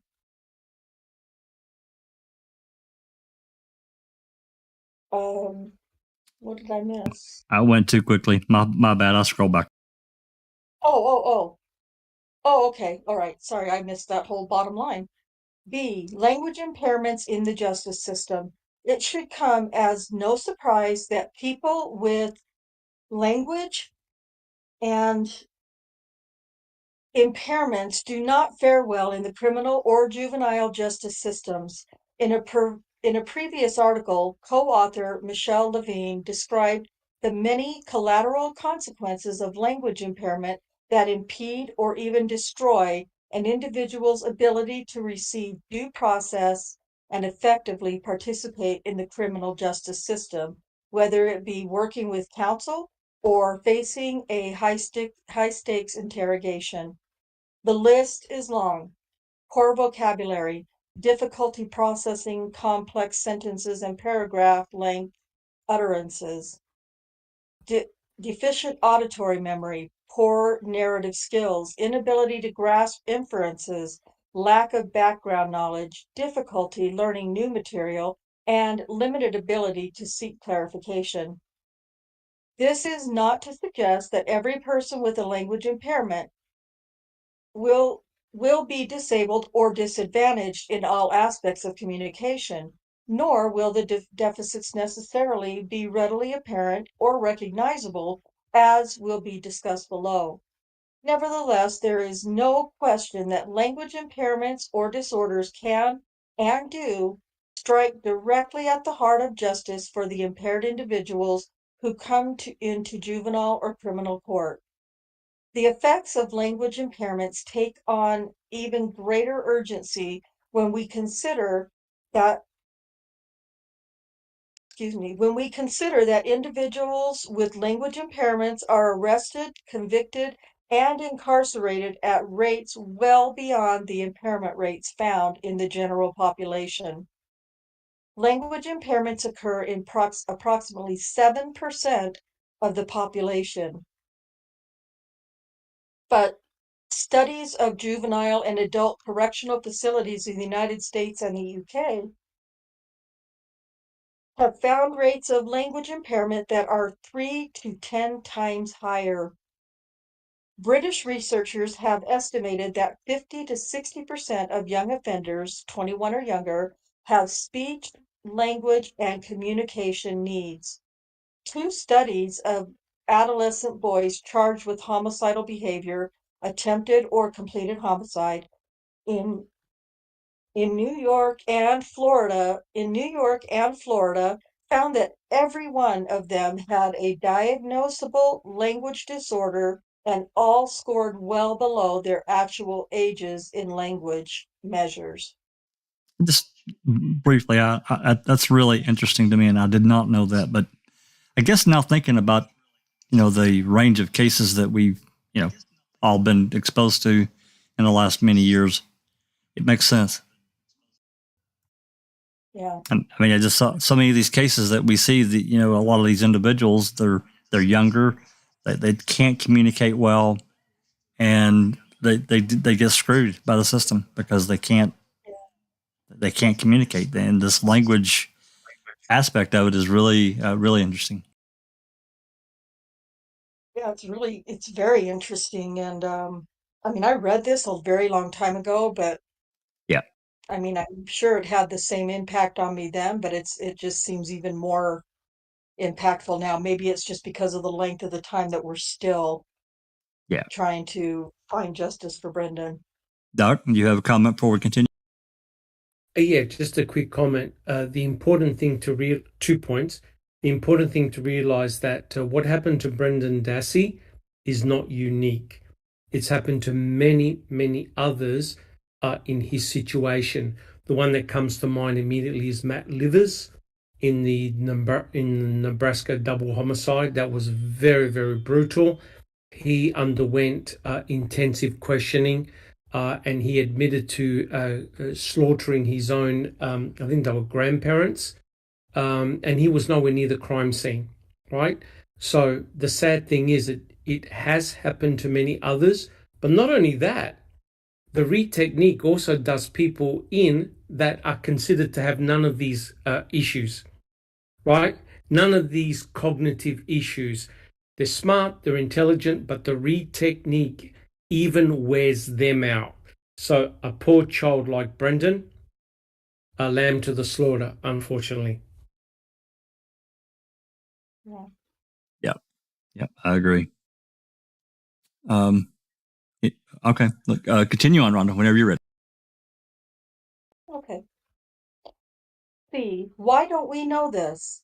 So, if language impairments can be so devastating to human development and have the potential to wreak havoc on due process, and if so many of the people who cycle through our criminal and juvenile justice systems have these impairments, why don't we know about this? Why are language impairments not common knowledge among criminal and juvenile law professionals? And in the context of Brendan's case, why did the police, pre-trial counsel, and the judge not know that he suffered from a severe multifaceted language impairment that reached the level of disability? I would argue that they didn't give a shit about any of that. They just wanted to get Stephen guilty, but that's neither here nor there. especially when the documentation of the impairment was right in front of their faces. That, as they say, is the $1,000,000 question. And as is true for so many high-priced questions, the answer is complicated. The legal profession is not alone in its ignorance of language impairments. Despite decades of robust research, language impairments still remain relatively unknown outside of the speech language profession, especially in the United States. And despite the fact that language impairments occur more frequently than other well-known disorders, there is little public awareness. A common refrain among speech language professionals is that language impairments are the most common childhood disorder the public has never heard of. One of the primary reasons for this anonymity is that language impairments are hidden. Unless an individual also has an articulation speech production disorder, language impairment will often not look like anything we recognize as a disorder. Instead, the impaired individual may appear as a person of few words or odd words, and this may be accompanied by excessive passivity, reluctance, or abruptness, which will simply be written off as personality traits, or in many instances as a behavior problem. Meanwhile, as an impaired child grows into adolescence and adulthood, he or she will learn to pass by developing techniques for masking communication deficits. It is also likely that the general public and the legal profession never paid attention to language impairments because we never had to. For most of us, especially the verbal types drawn to law, language simply showed up. Language is, as linguist Noam Chomsky put it, quote, something that happens to you. It's not something you do, end quote. But while that may make our lack of awareness understandable, it does not mitigate the harm caused by that ignorance. 4. The science of interviewing. Another area of profound ignorance among the players in Brendan's case was the science of interviewing. From looking at the record, it appears that law enforcement, pretrial counsel, and the judge knew that open-ended questions were good and leading questions were bad, but they had courtroom notions of open-ended and leading questions. Beyond that, no one seemed to appreciate the complicated dynamics of interviewing, especially of an adolescent with a severe language disability. That lack of understanding followed Brendan up through the en banc panel in Chicago and played a major role in the way the case turned out. For that reason, we believe that an overview of interviewing principles is as essential as the discussion of language impairments. A. General principles and best practices. Interviewing is a multifaceted subject that commands its own graduate level course.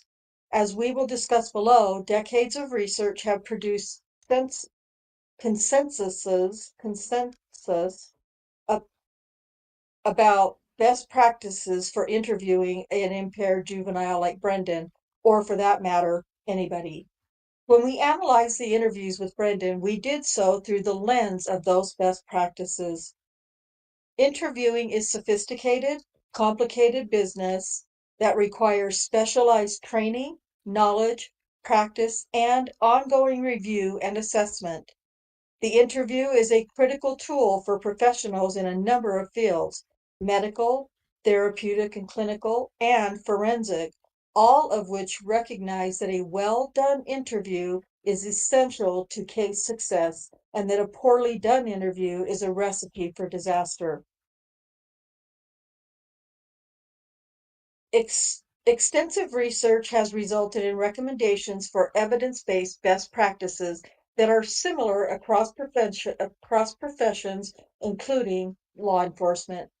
These practices reflect the recognition that interviews interviewer's behavior and language have a direct effect on the interviewee's language and thus on quality of the information provided.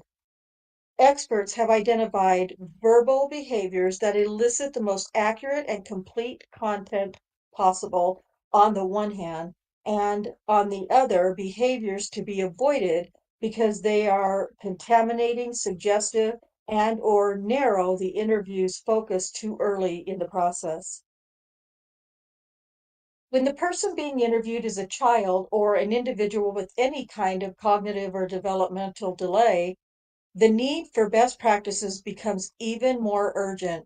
Because of their underdeveloped language skills, these individuals are at greater risk for providing inaccurate information in response to memory cues or prompts. This, coupled with well-documented desire to say what they think the interviewer wants to hear, makes interviews with these individuals both high risk and high stakes. The risk is further complicated by the malleable nature of memory. For example, memories can be updated each time they are accessed. If memories are repeatedly accessed by inappropriate or carelessly executed verbal prompts, they can be easily corrupted. The first step to an accurate interview with any type of vulnerable individual happens before the interview ever starts. Pre-interview preparation and information gathering about the person to be interviewed are imperative. I just want to comment here. In my opinion, there was pre-interview preparation and information gathering done. That's every time they talked to Brendan, that's what they were doing. They were gathering information about him, and they learned that he was going to be easily manipulated and malleable. Oh, he was very malleable, no doubt about it. Yeah.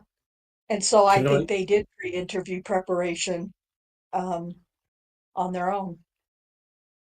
Yeah, I completely agree with you, Rhonda.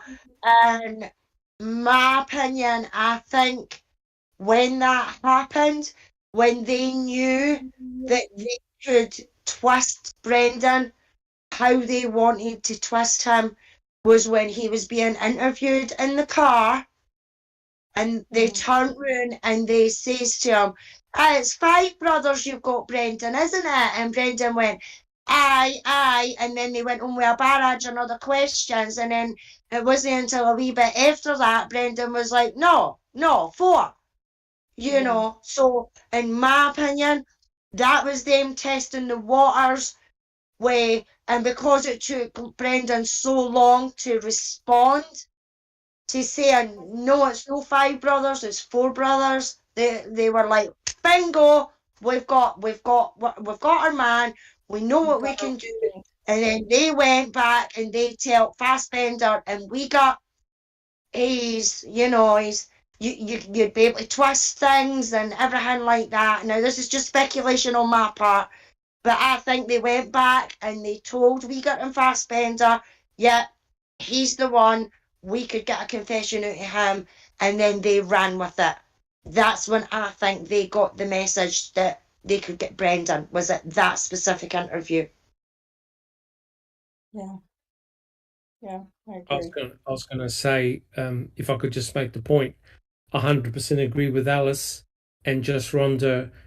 The moment O'Neill convinced Brendan that the bus driver, Lisa Buchner, had seen Teresa Horbach, and that Brendan had changed his story twice to accommodate what the detective was telling him, they knew straight away that he was malleable, suggestible, he was toast, right from November the 6th.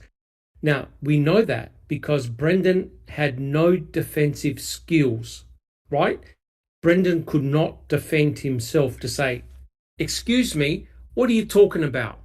I just went home with my brother Blaine and that's it. I saw nobody. Brendan said that the first time when he was challenged He changed his story twice. They then knew then and there, poor Brendan, he was soft as butter. He was ready to be manipulated right from that interview at November the 6th. Yeah. Yeah. Yeah, agreed. Okay. All right. Any other comments? No, I've lost my place here. Where are we at on this page? 23, we're at the bottom or at the, I'm reading mine now.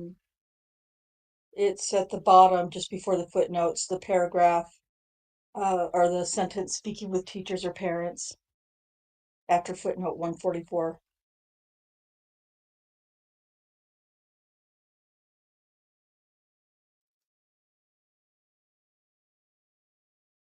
Yeah, right there.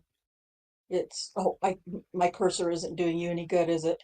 No, no, I can't see your Okay. cursor. The first I'll step try. the first step to an accurate interview. Oh, I see it now. Speaking with teachers. Speaking Okay, with yeah, teachers, got it. yes. Okay. Speaking with teachers or parents and accessing records from the interviewer about potential conditions that may affect participation in an interview. The interview itself is ideally conducted as soon as possible after the event and in a distraction-free, comfortable environment. The interviewer begins by establishing genuine rapport.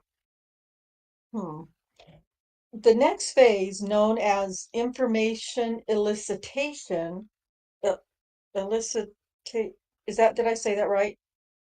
Information elicitation is the Yeah, heart of the interview. This is the place where adherence to the evidence-based procedure is essential. The evidence-based procedure is essential. Interviews conducted systematically adhering to the procedure and with an understanding of language use and its reciprocal nature produce information that is substantially more reliable and complete. Well, if there's one thing, I mean, for crying out loud, Brendan's interview wasn't complete.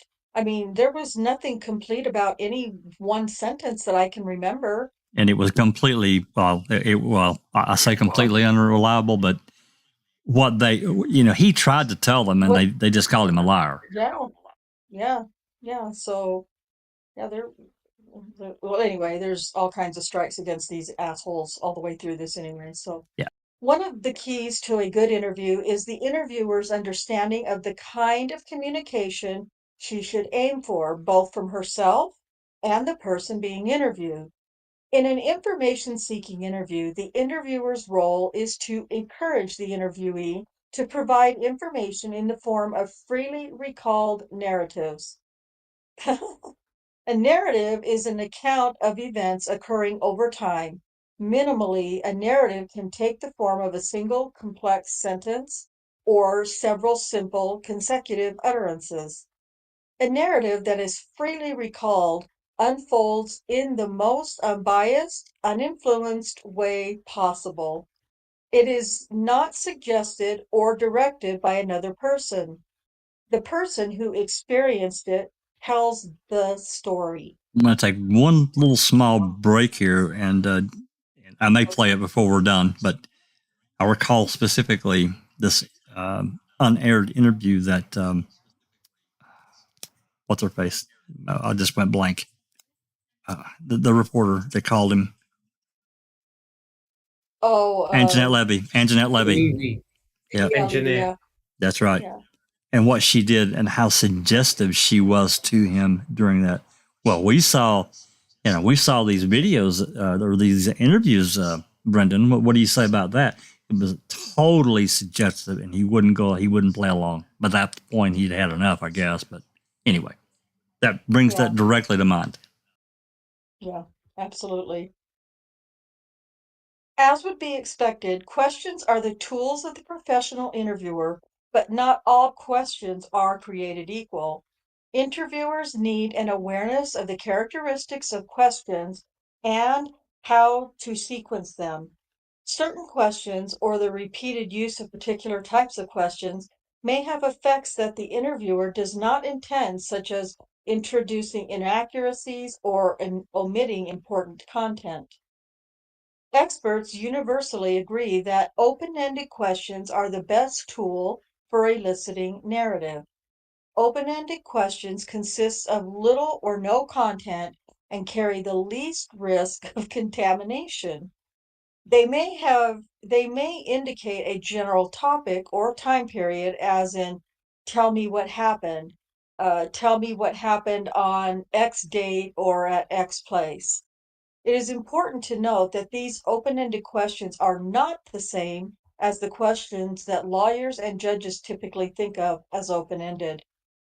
Open-ended questions should be used to start the interview and should continue as the most used questions throughout. The value and utility of these questions may not be readily apparent precisely because they contain so little content. However, as soon as the first narrative is completed, the interviewer has obtained freely generated material, and the interviewer can ask for an elaboration by using follow-up open-ended questions such as, tell more about X, what the child said. When open-ended questions are exhausted, other questions containing more content can be used, such as WH questions. WH questions are formulated using words who, what, where, etc. These questions have a narrow focus, such as a location or a person's name, and can, if misplaced or overused, unintentionally elicit restricted and abbreviated responses. On the other hand, these questions are useful as follow-ups. Yes/no questions of all the question types contain the most content and carry the greatest risk of introducing content the interviewee has not mentioned. Generally speaking, yes/no questions contain all the content that a declarative sentence contains.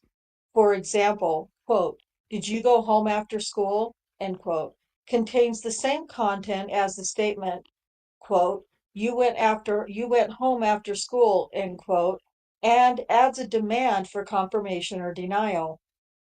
Multiple choice questions are never acceptable, ever. They are problematic for a number of reasons, and there is no productive use for these. The interviewee may interpret these as a forced choice, even if none of the above is the correct answer, or may select an inaccurate choice because they want to please the interviewer. Oh, God. A visual representation of an ideal proportions of question type and sequence would look something like a food pyramid, with open-ended questions, fruits and vegetables, leading the sequence and taking up almost 2/3. Notice that yes/no questions are barely used, and there is no room whatsoever for multiple choice questions. Figure's not showing up for some reason. I don't know why it's blank. Okay. Well, I can't share mine with Oh, you. maybe this is it. It showed up here at the bottom, It's top pretty of the small. top of this page. Okay. Yeah, it is. Yeah.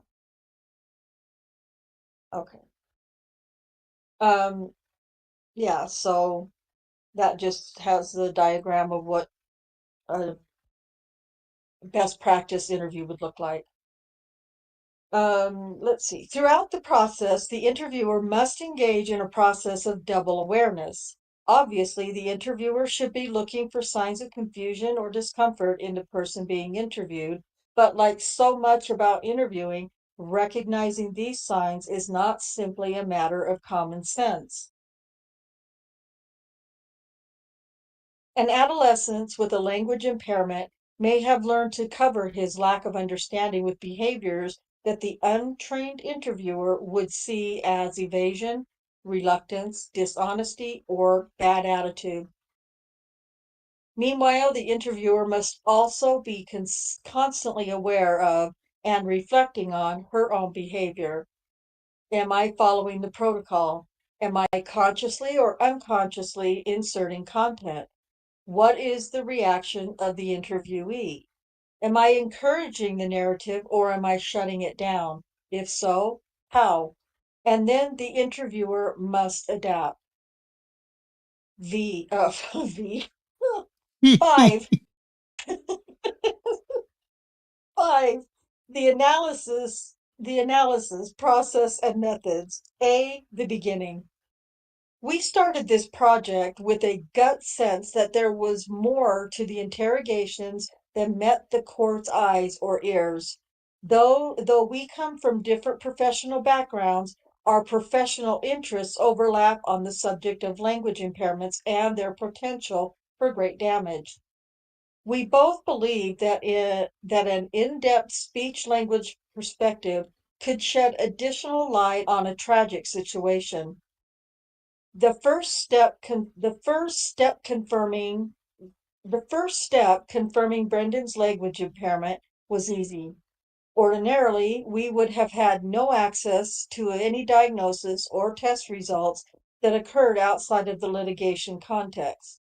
And we would not presume to diagnose anybody from a TV show, but in this case, the answer was hidden in plain sight in the court record.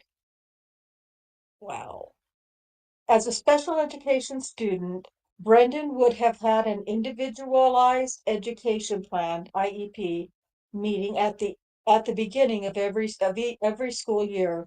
Those records, including a speech language assessment conducted by the school SLP on September 22nd and September 27th, 2005, were admitted into evidence at trial.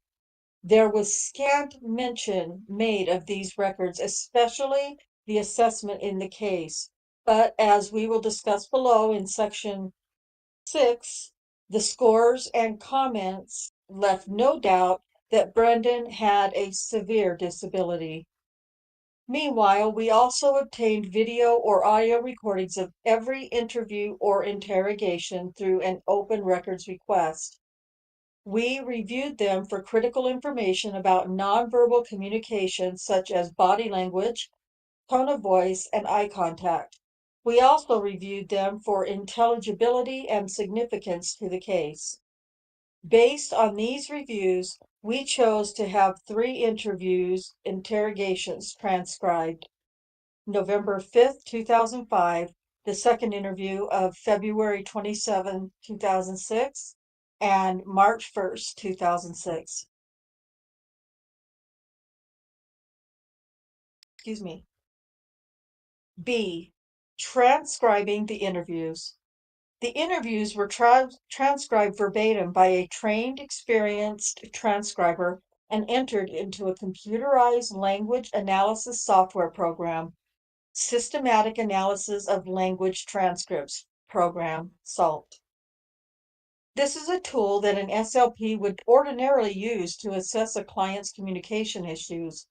It's important to note that a language analysis transcription is not like a court transcript. It provides detailed, coded information about the verbal and nonverbal conduct of the speakers beyond the words that are spoken. Here, the transcriber followed standard conventions which include indicating pauses of 2 seconds or more and marking grammatical elements, overlapping speech, word omissions, and errors with code.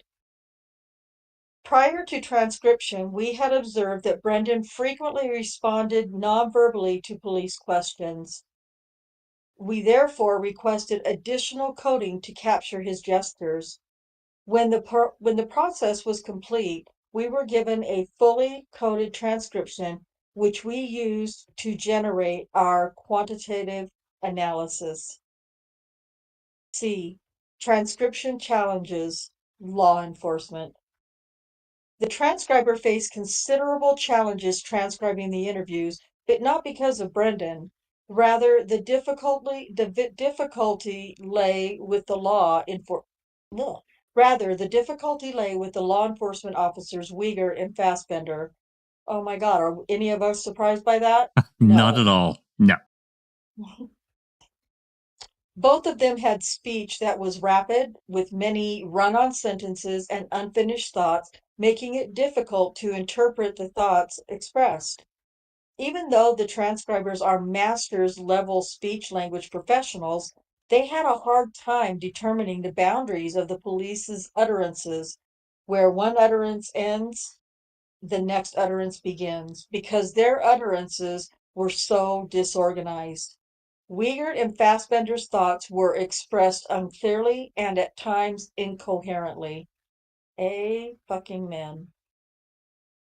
Ordinarily, when the transcribers are transcribing an interaction with a child with an impairment and an adult professional, it isn't the child with the language impairment whose language presents the transcriber with the greatest challenge,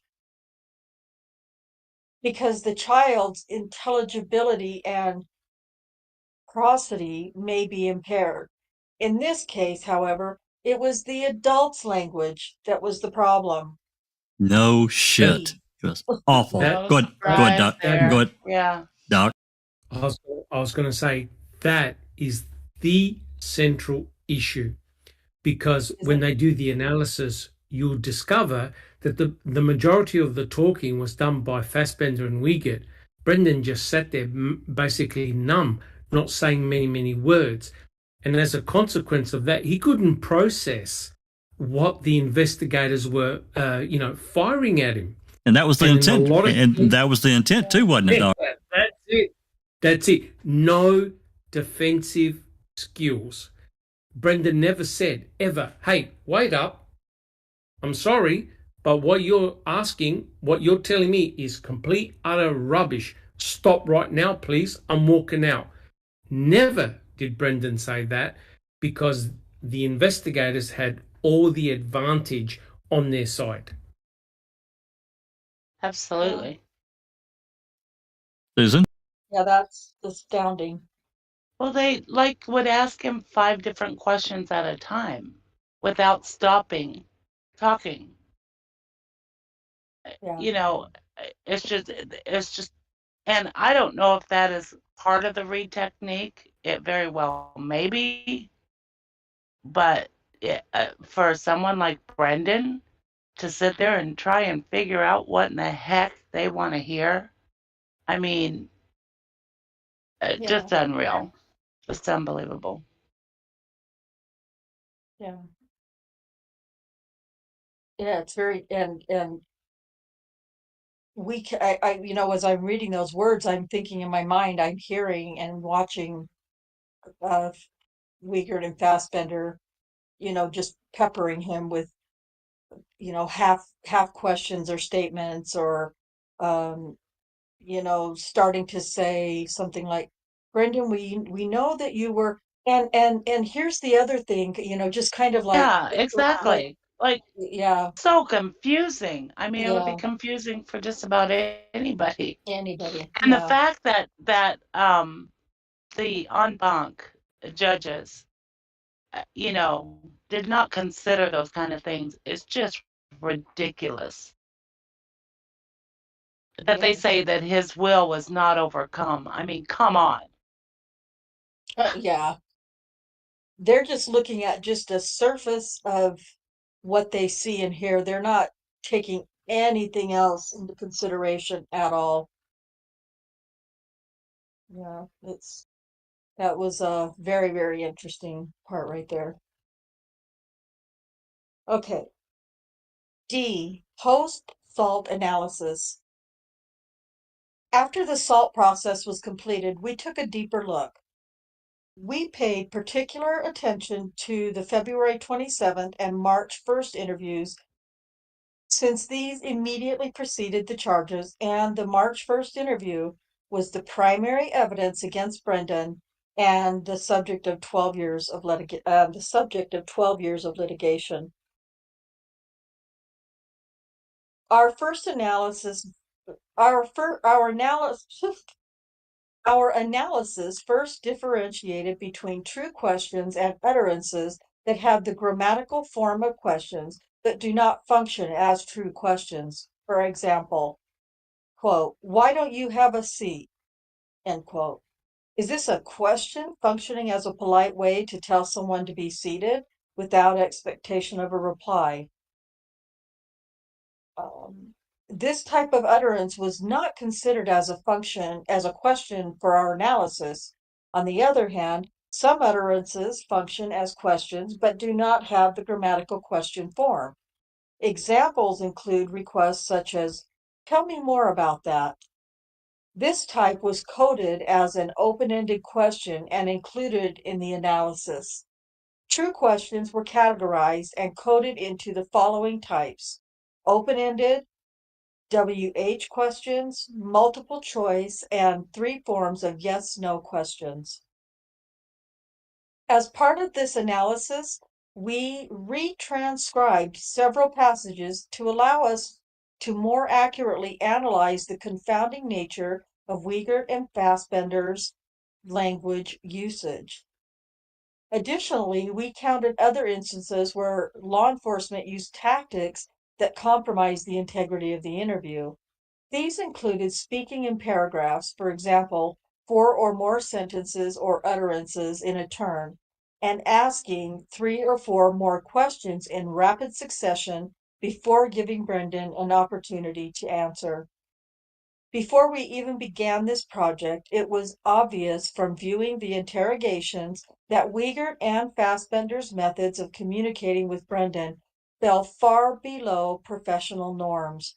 Just how far below became painfully apparent when we examined our results. 6. About Brendan Dassey. A. The severity of his language impairment. As we said earlier, determining whether Brendan had a language impairment and the extent of his disability was the easy part for us. The September 2005 speech language report conducted by an SLP for the Mishicot schools was sitting in the court file along with other school records from Brendan's 2005 IEP meeting. The test results and the ancillary records were unequivocal. Brendan had profound disabilities, speech language impairment, and language-based specific learning disability that centered on his communicative, language, and interconnected cognitive functioning, and those disabilities have been present probably since birth. An individual's language skills are in part evaluated by means of specialized instruments administered and interpreted by an SLP. In Brendan's case, the school SLP used a common assessment tool, the Clinical Evaluation of Language Fundamentals, 4th edition. Sorry, I had to take a drink of water. SELF-4 includes a series of subtests that measure a variety of essential communicative functions, such as auditory comprehension and recall, ability to follow directions, and comprehension of social rules. SELF-4 is more finely tuned to the layers of language than measures traditionally relied on by courts, such as verbal IQ or clinical assessments. You heard that, Fassbender? The report of Brendan's scores is a devastating document. It makes clear that Brendan's overall impairment level was in the most severe range and that at 16, he was functioning like a much younger child. Test results ranged from 5 years, 8 months to 11 years and 9 months. His total language score placed him at the first percentile, indicating that 99% of kids his age understood and used language better than he did. Most of them much, much better. That is just astounding, you guys. Yep. It just pisses me off even more. Well, remember when Fassbender and Wiegert was asking Brendan how he was going at school, his grades, and he said I have to check it up to get the right code. He goes, "Oh yeah, all D, E's, and F's," and one of them said to him, "Oh, that's not too bad." Oh my God, he had just about failed everything, and they said to him, "Oh, they're not too bad," because they knew then and there that intellectually He was not up to standard. He was falling behind, for God's sake. Mhm. Yeah. And the fact that Brendan asked, if he was going to go back to school just Yeah. tells you that he didn't understand He had anything that no just idea. happened. Nothing. Mhm. Yeah. Well, and when you consider that after all of his other interviews, he was allowed to return to normal activity, he didn't see this one as any different. He just thought it was going to be the same. Ugh, Yeah. He didn't understand what was going on. no, not at all. Oh gosh. Okay. The chart below, figure 2, shows Brendan's scores and the severity of his impairment. Note, though not the same as IQ, Self-4 uses the same metrics as an IQ test. 100 is the mean or average. 85 is one standard deviation below the mean. 70 is two standard deviations below the mean. So I don't know if you're, Well, I mean, we can look at the chart there. yeah, I mean, well, this is what I do in my job at work where I'm working now. I work with these students. They're high school age students, but I haven't even seen. I'm going to check tomorrow. I'm going to look at some of the scores and see how severe some of them are. I can do that. I'm allowed as long as I don't share it. But Yeah, but because you can get a general overall of what you yeah, see in the yeah. scores. You don't have to name anybody specific. I'm thinking of one girl in particular whose scores I'm really um, curious about, and I'm definitely going to check on hers tomorrow and kind of compare them with what I'm seeing with Brendan's poor kid. So yeah, that just shows some of the different scores. The bell curve below, figure 3, shows Brendan's scores in relation to other 16-year-olds, with the scores of 95% of 16-year-olds falling between 70 and 130.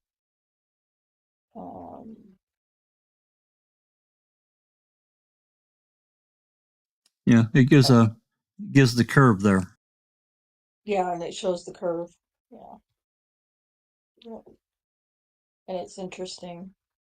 I mean, when you can look at that up close and see what all those things are, it's really interesting. Well, I think anyone that's listened to any range of things where Brendan talks to his mom, his friends, in court, in these so-called interviews, I call them coercion sessions with these cops. Yeah.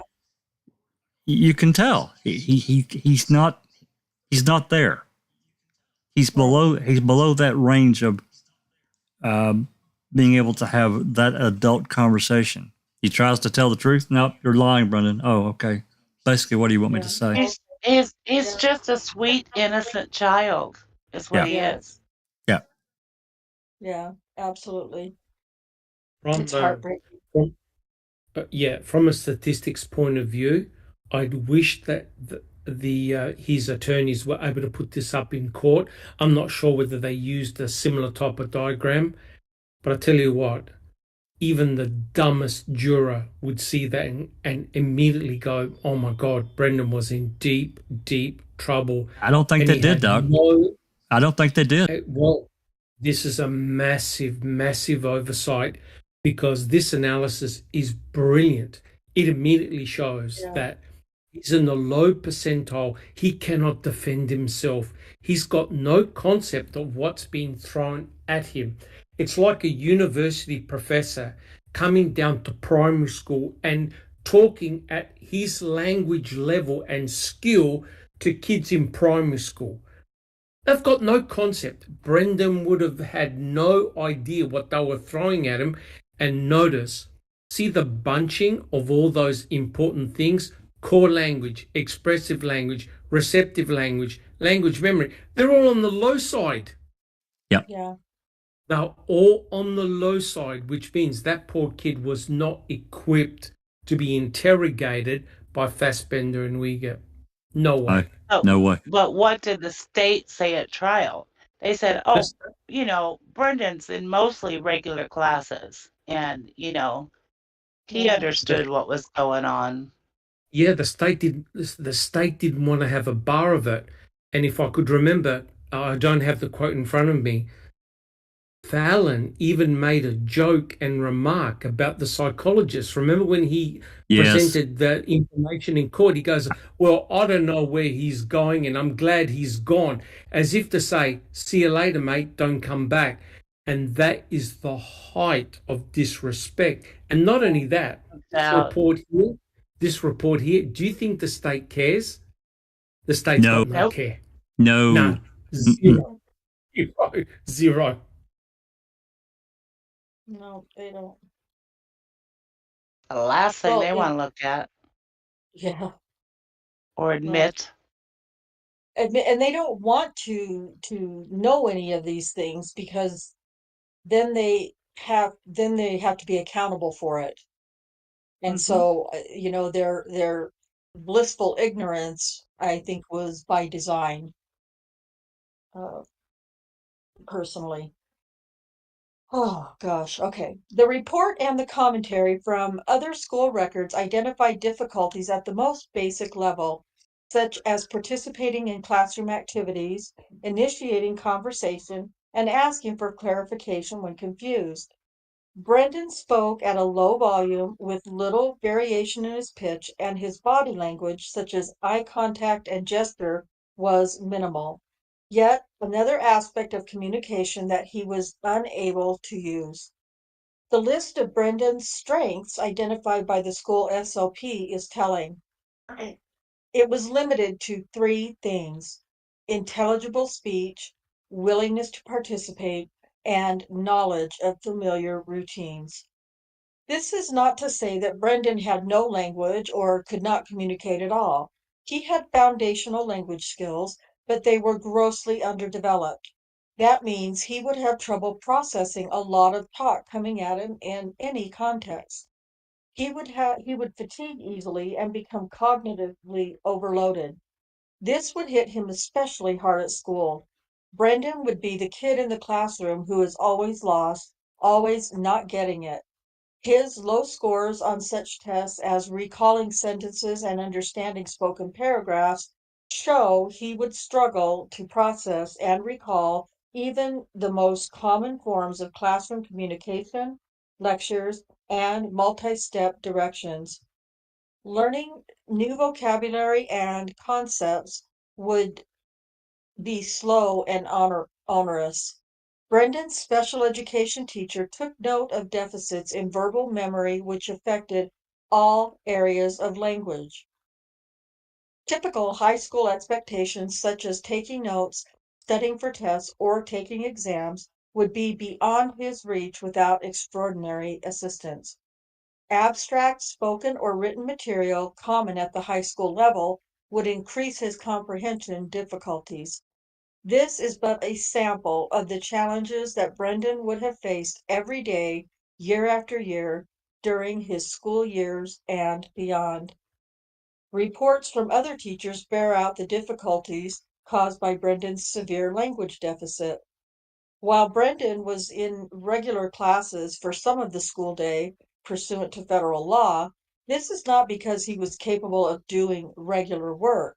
He was hopelessly behind and was, at best, a passive observer. The effect of Brendan's language impairment on his academic achievement was summarized this way. Brendan continues to demonstrate delays in his basic reading and reading comprehension skills.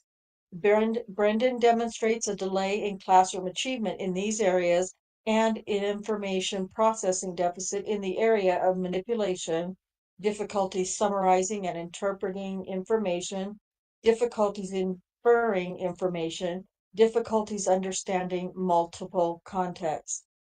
Brendan continues to demonstrate significant delays in his receptive and expressive language skills, memory, vocabulary, sentence comprehension, pragmatics, and areas of abstract language. Brendan's language delays impact him educationally and socially. These types of poor language skills would also be felt outside of an academic setting. His poor communication would interfere with establishing and maintaining interpersonal relationships. The test scores show that his interactions would be compromised at the most basic levels. Knowing how to participate in conversation, reading others' facial cues, tone of voice, and body language. His scores on tests of figurative language and inference indicate his understanding of common elements of adolescent language, such as slang and sarcasm, would be limited, and combined with poor conversational skills, would isolate him. By any measure, Brendan's language scores and communication skills are heartbreakingly poor, and the effects would have been staggering. Perhaps the most trenchant observation about Brendan's situation came from a speech language professional in Northern Ireland. When shown the SLP's report, the former head of the Royal College of Speech and Language Therapists could only say, "Crikey, this is appalling." Quote, Can I Heartbreaking is right. yeah. can I just make the point? Someone I'm talking from an Australian point of view. Someone with that level of difficulty would never be allowed to pass their grade. Never. Yeah. Right. Even with special classes, no chance in hell. They would be required to repeat the entire year, because what happens is, as you know, I was a university academic myself for I think close to 27 years, and we monitor the progress of students from first, second, and third year, and we can determine whether they are struggling, whether they need to repeat a subject again, etc., etc. And in medicine, just as an example, the way they treat something like this is if you fail one subject, you repeat the entire year. Did you know that? You are required to repeat the entire year. It used to be that way here, Doc, but everything changed in the 80s and 90s. Yeah. I don't think Brendan flunked any years. Well, this is the problem. He was a sophomore, correct? Yep. In high school?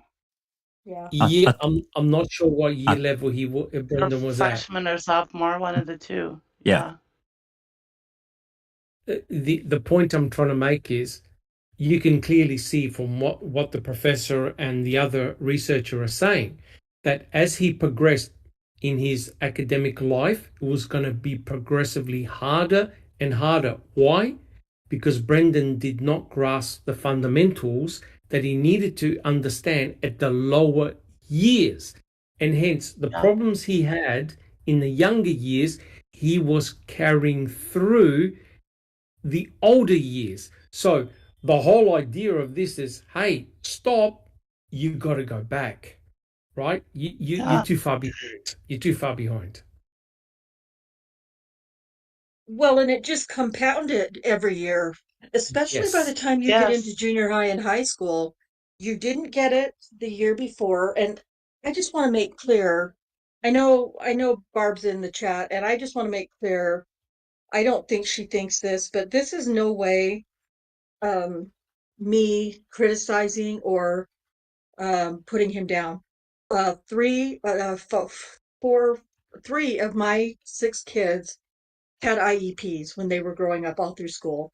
So, it's not in any way a degradation at all of Brendan. None of it's his fault. None of it's, Barb's fault or, anything like that. Right. No. I mean, so I just want to make sure that, but I wanted to say that because what happens, and the reason that it changed in the United States when it did, holding kids back, it's all about what? Money.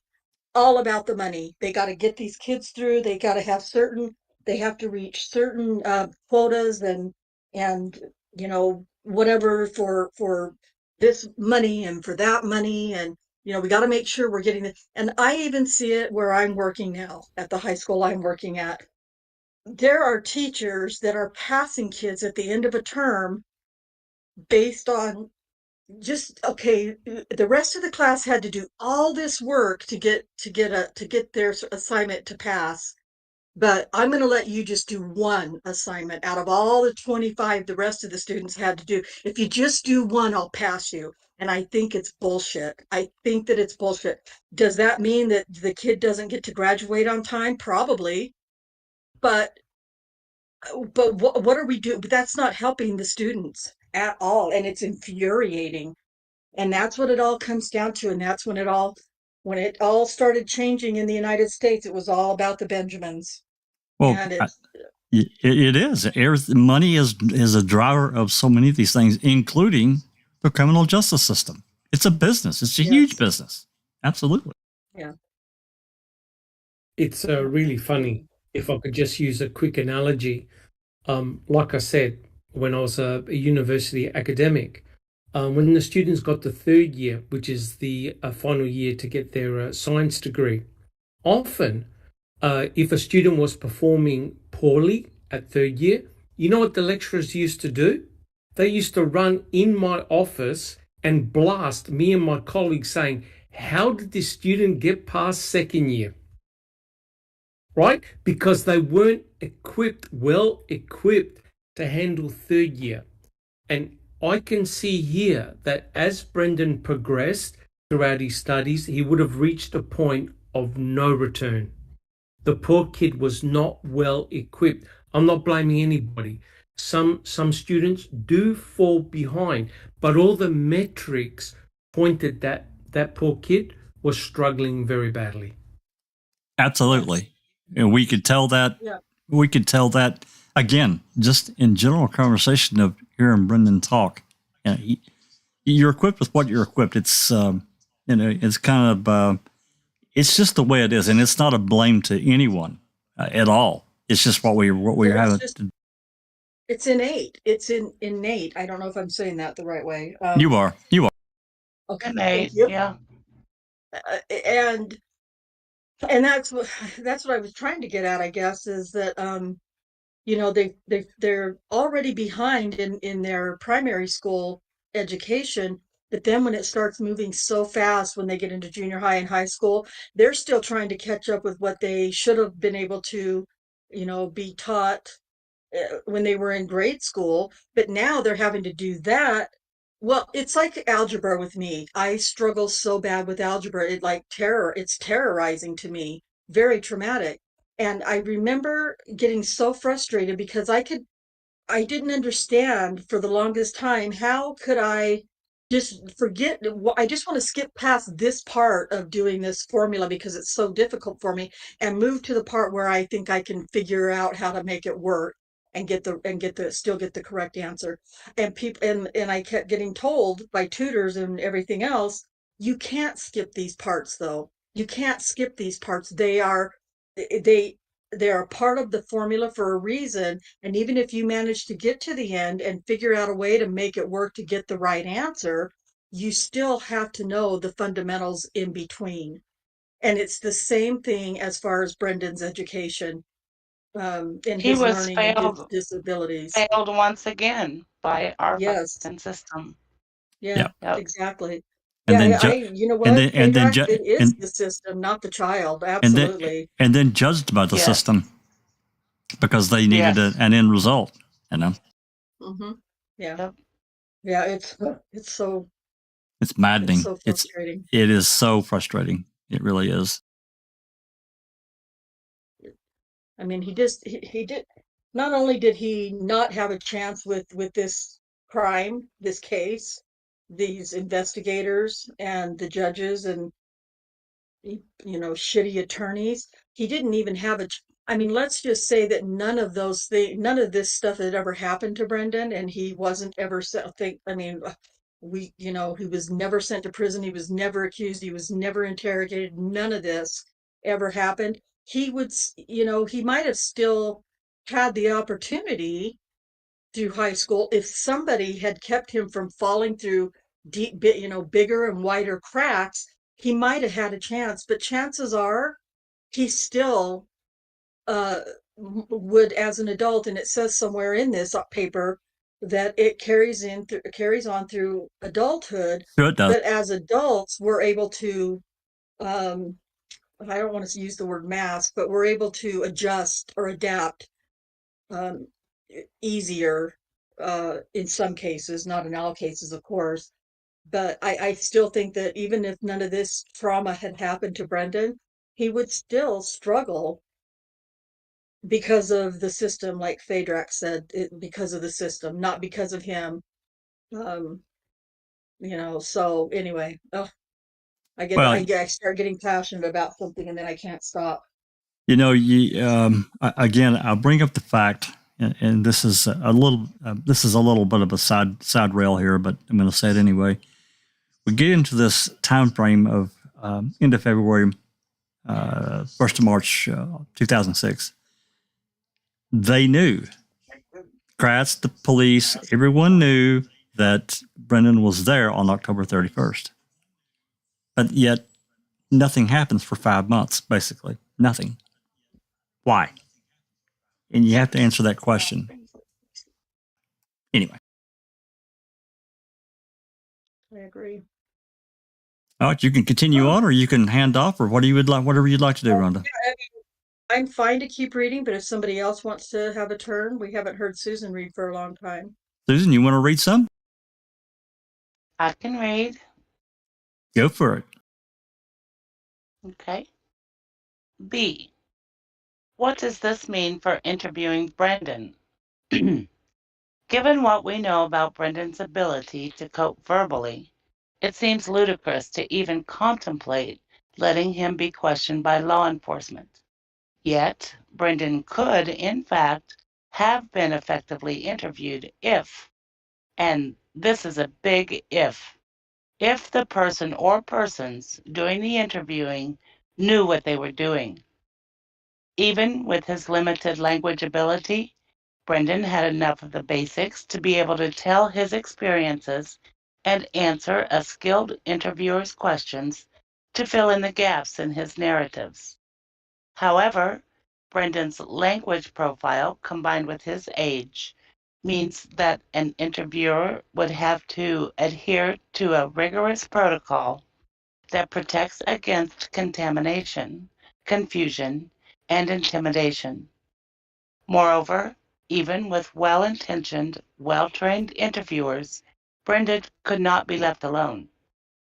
In any interview that deviated from protocol, however, we expect that Brendan would be defenseless, especially if that interview is in reality a high-pressure interrogation. Just as at school, he would be overwhelmed by too much verbiage. There would be much he would miss. He would constantly struggle to grasp what is being thrown at him, and he would quickly become cognitively overloaded. He could easily misread interrogators' verbal and nonverbal signals. As the records show, he would not ask for clarification if he did not understand. Neither would he argue. Ultimately, in an exhausted act of self-preservation, he would be expected to simply go along. Can I just make a comment? Please. Of course. Do you remember when that... are we allowed to swear? Go for it. That so-and-so, Michael O'Kelly, encountered Brendan, and he said to Brendan, right, I want you to write down. Remember when he gave him that form? And he said to Brendan, yes. Right, I want you to write down exactly what happened on October the 31st. We read that on Foul Play. He wrote a beautiful, neat, logical, non-stressed account of what he did, remember? Yep. He sure did. It was beautiful and clear. You know what that bastard Michael O'Kelly said to him? Or Teresa. Where's Teresa? Yep. Where's Teresa? You're lying. I cannot help you if you lie. And then the shit show began. So Brendan, if not placed under pressure, can absolutely tell the truth and write it clearly. All his fucking peers told him he was constantly lying until he changed the narrative to suit them. So the fault does not lie in Brendan. Brendan had the ability to say, this is my reality, this is my truth, I can write it, I can verbalize it, and you're all telling me I am lying. That is what ultimately destroyed that child. He told the truth in his capacity. Remember, he did it to O'Neill.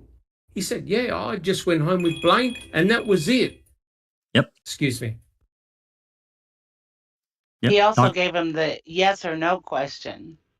Are you sorry or aren't you sorry? Yeah, exactly. Yeah. No way out. Yeah. I call it the no way out question because that's what it was. All right. Continue on, Susan, whenever you're ready. See, why didn't anybody see this?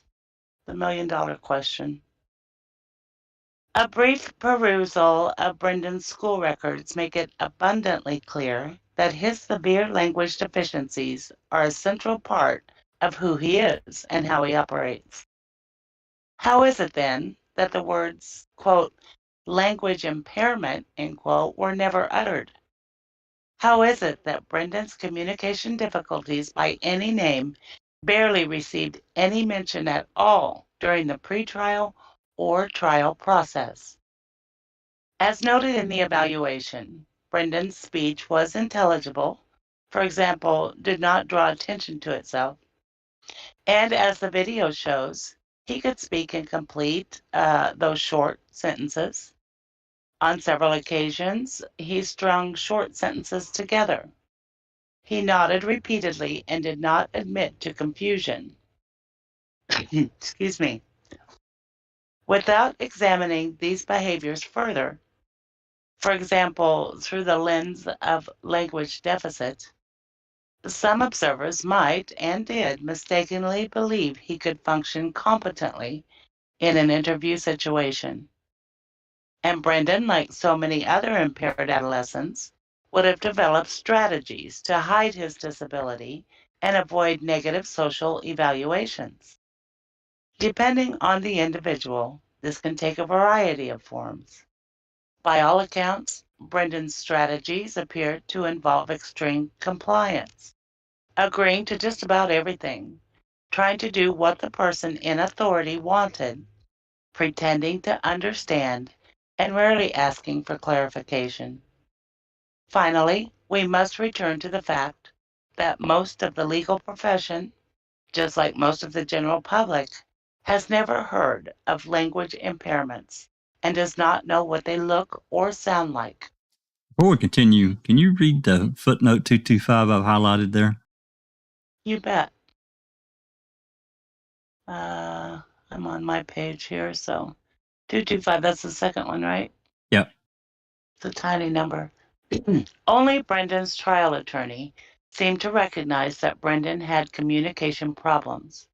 Unfortunately, he did not connect his language deficits with his behavior in the interrogation or with the verbal behavior of Wiegert and Fassbender. This would have required an expert. Ouch. Ouch.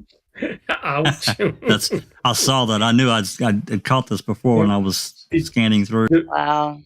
Did you like that punch in the head? That was a beauty. Absolutely. Yeah.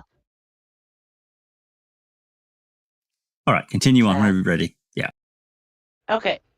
Am I on 910? Page 39. Let's see. Yeah, 910. That's right. Yeah. That's correct. Yeah. Okay. Which might be marginally acceptable if the legal profession did not, as happened throughout this case, fill in the blanks with its own worldview.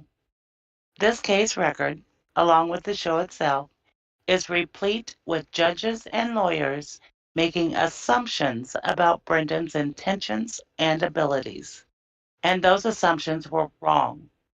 For example, while it is true that Brendan answered questions and spoke intelligibly in complete subject, verb, object sentences, those skills are not signs of verbal sophistication. These are language development milestones achieved between the ages of 4 and 6. And no, Brendan did not show signs of physical distress while seated on a comfortable couch during the interrogation. He did not yell, swear, stomp out, or refuse to answer questions. He maintained a consistent, flat affect and slumped posture throughout. But if anybody had read through his school records and perhaps asked a few questions, they would have known that these were hardly signs that he was not intimidated. It's more likely that he was trying to hide. Number 7, the interview, assessment, and analysis. When this project began, we thought most of the story would be about Brendan and his language impairment, how his serious limitations would make it difficult for him to express himself in an interview, and how his poor comprehension would make it difficult to understand much of what Wiegert and Fassbender said and asked him, and the potential consequences of anything he said. What we did not appreciate was the powerful force that would be exerted by Wiegert and Fassbender's own language and language usage. Motherfuckers.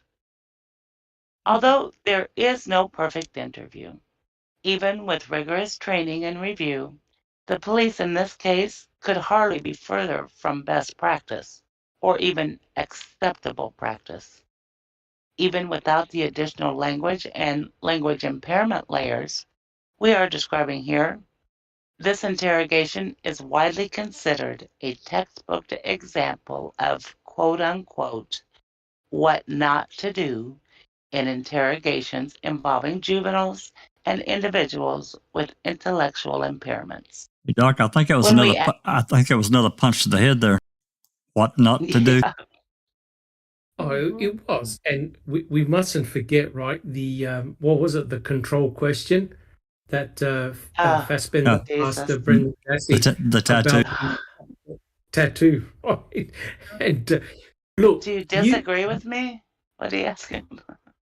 that's right. That's right. You can ask a university graduate, and even they will be confused by that control question, right? So Brendan said, I didn't see any tattoo, because she actually didn't have a tattoo.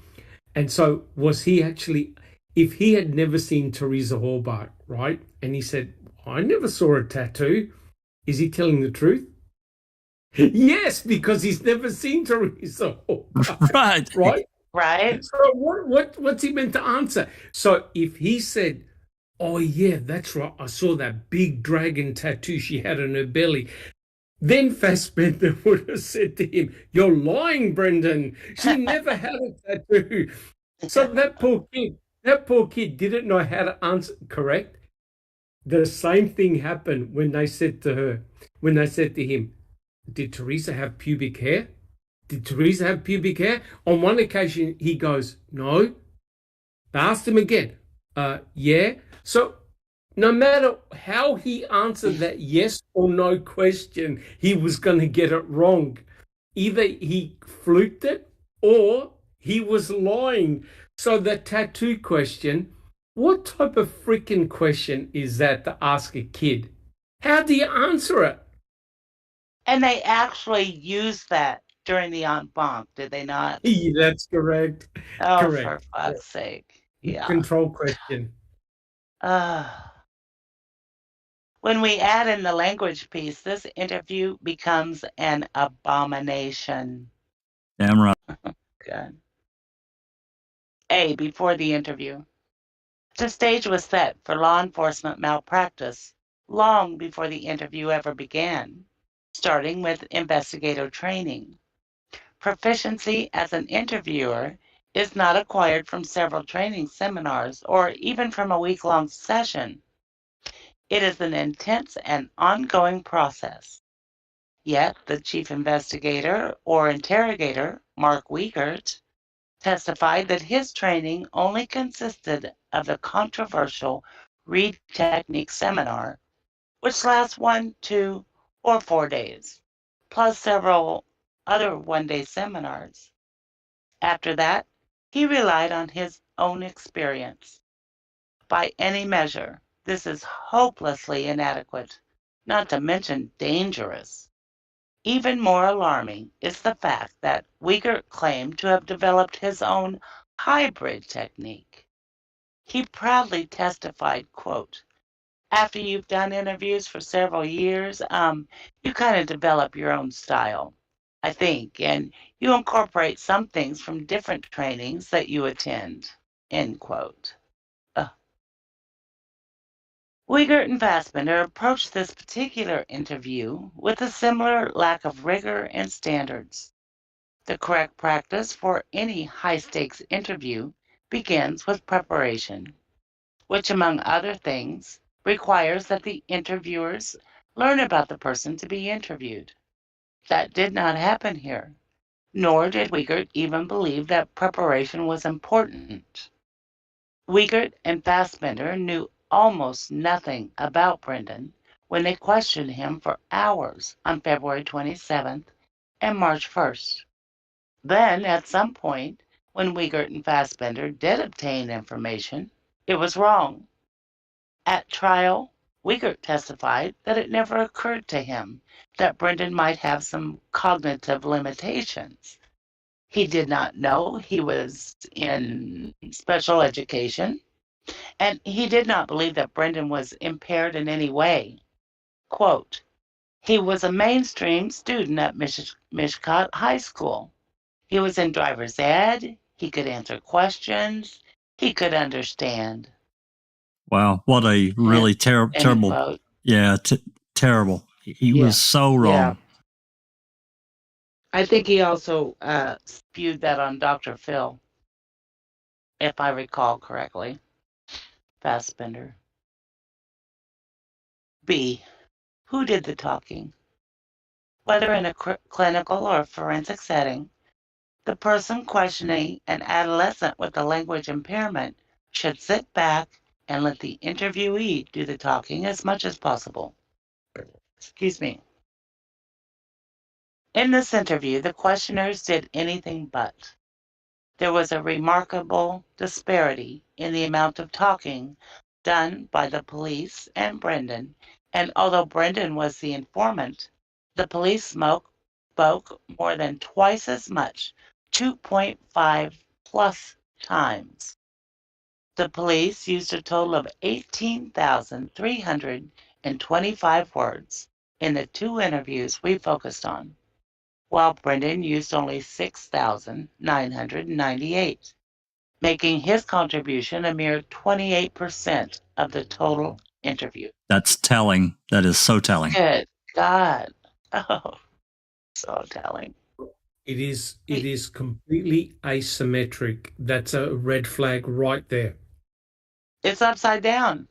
Yep. That's You know what it who's is. guiding the narrative. You know who's guiding the narrative. No doubt. These numbers alone, figure 4, tell us that this interview was utterly inappropriate for Brendan.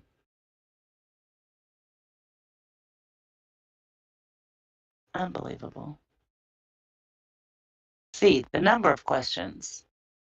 One of the simplest counts was number of questions put to Brendan. The total for the 2 interviews was an astonishing 1,525. February 286 and March 1,239 questions. God. They asked questions at a startlingly rapid rate, an average of 6.68 questions per minute. Good God. Or 1 question every 9 to 10 seconds. As we saw over and over again with all our data, these high numbers, shocking as they are just the beginning of the story. Oh my God. D, question types. Now, see, I think those en banc judges should have had to read this. So do I.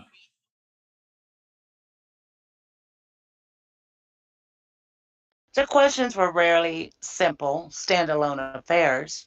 Wiegert and Fassbender sometimes used a series of questions without pausing, or rephrased and recycled questions when Brendan answered no. They mixed question types, beginning with an open-ended question and, without pausing, posed questions that suggested the content they wanted, and then asking him about the quote-unquote information they put into their own questions. We were, however, ultimately able to sort the questions well enough to classify them by type. Figure 5. That's so little I can't see it. Almost all of Wiegert's... It must be on the next page. It is. Almost all of Wiegert and Fassbender's questions, 98%, were question types containing high amounts of content. Yes, no, WH, and multiple choice, setting up maximal conditions for contamination, confusion, and, for someone like Brendan, intimidation. With these high numbers, it's clear that it was the questions themselves, not Brendan's answers, that were the main vehicles for introducing huge amounts of content into the interview.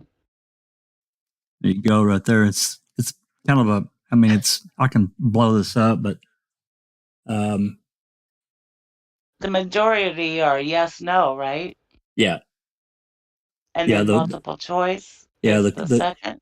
The chart on the left is February. The chart on the right is the March interview. So the February 27th and then the March 1st. Right. Yeah.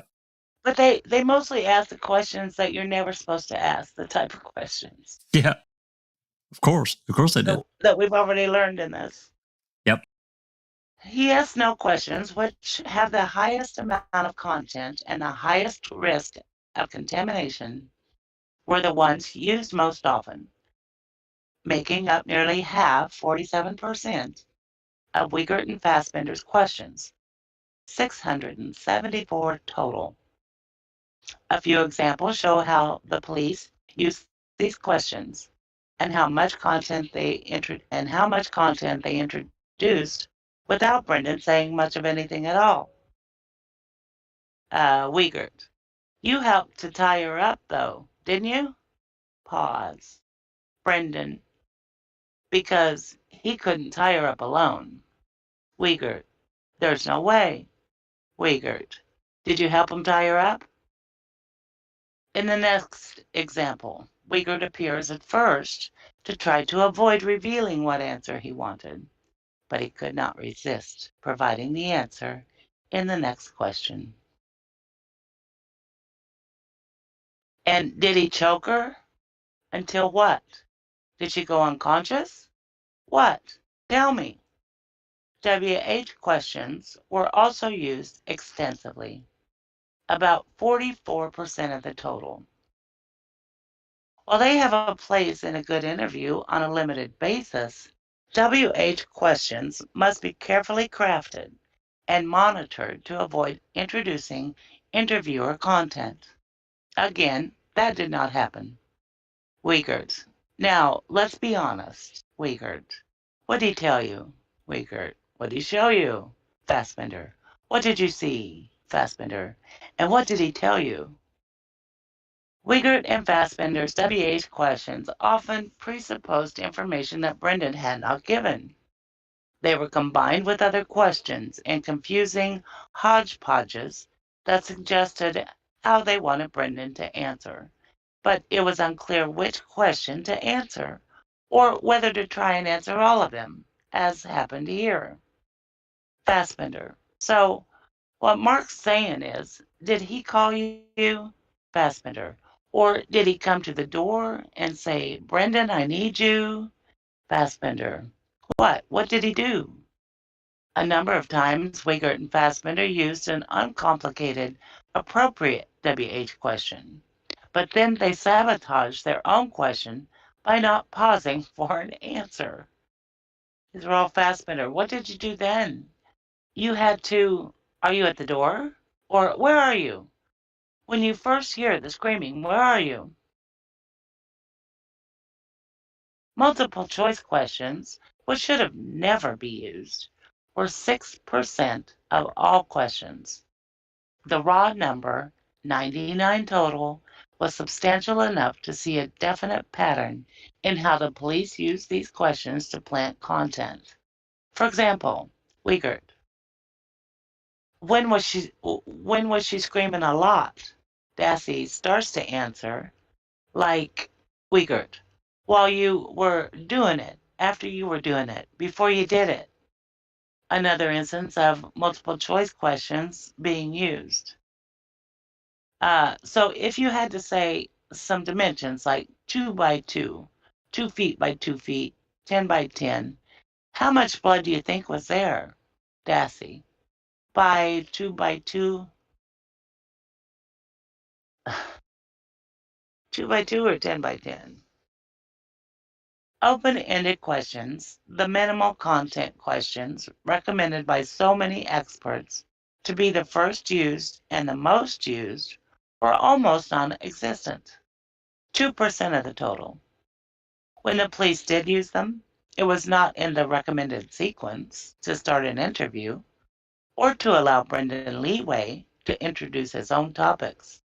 On one occasion, the police gave themselves the opportunity to begin the interview with a question that actually did elicit a narrative, albeit in a roundabout way, but then they immediately derailed themselves.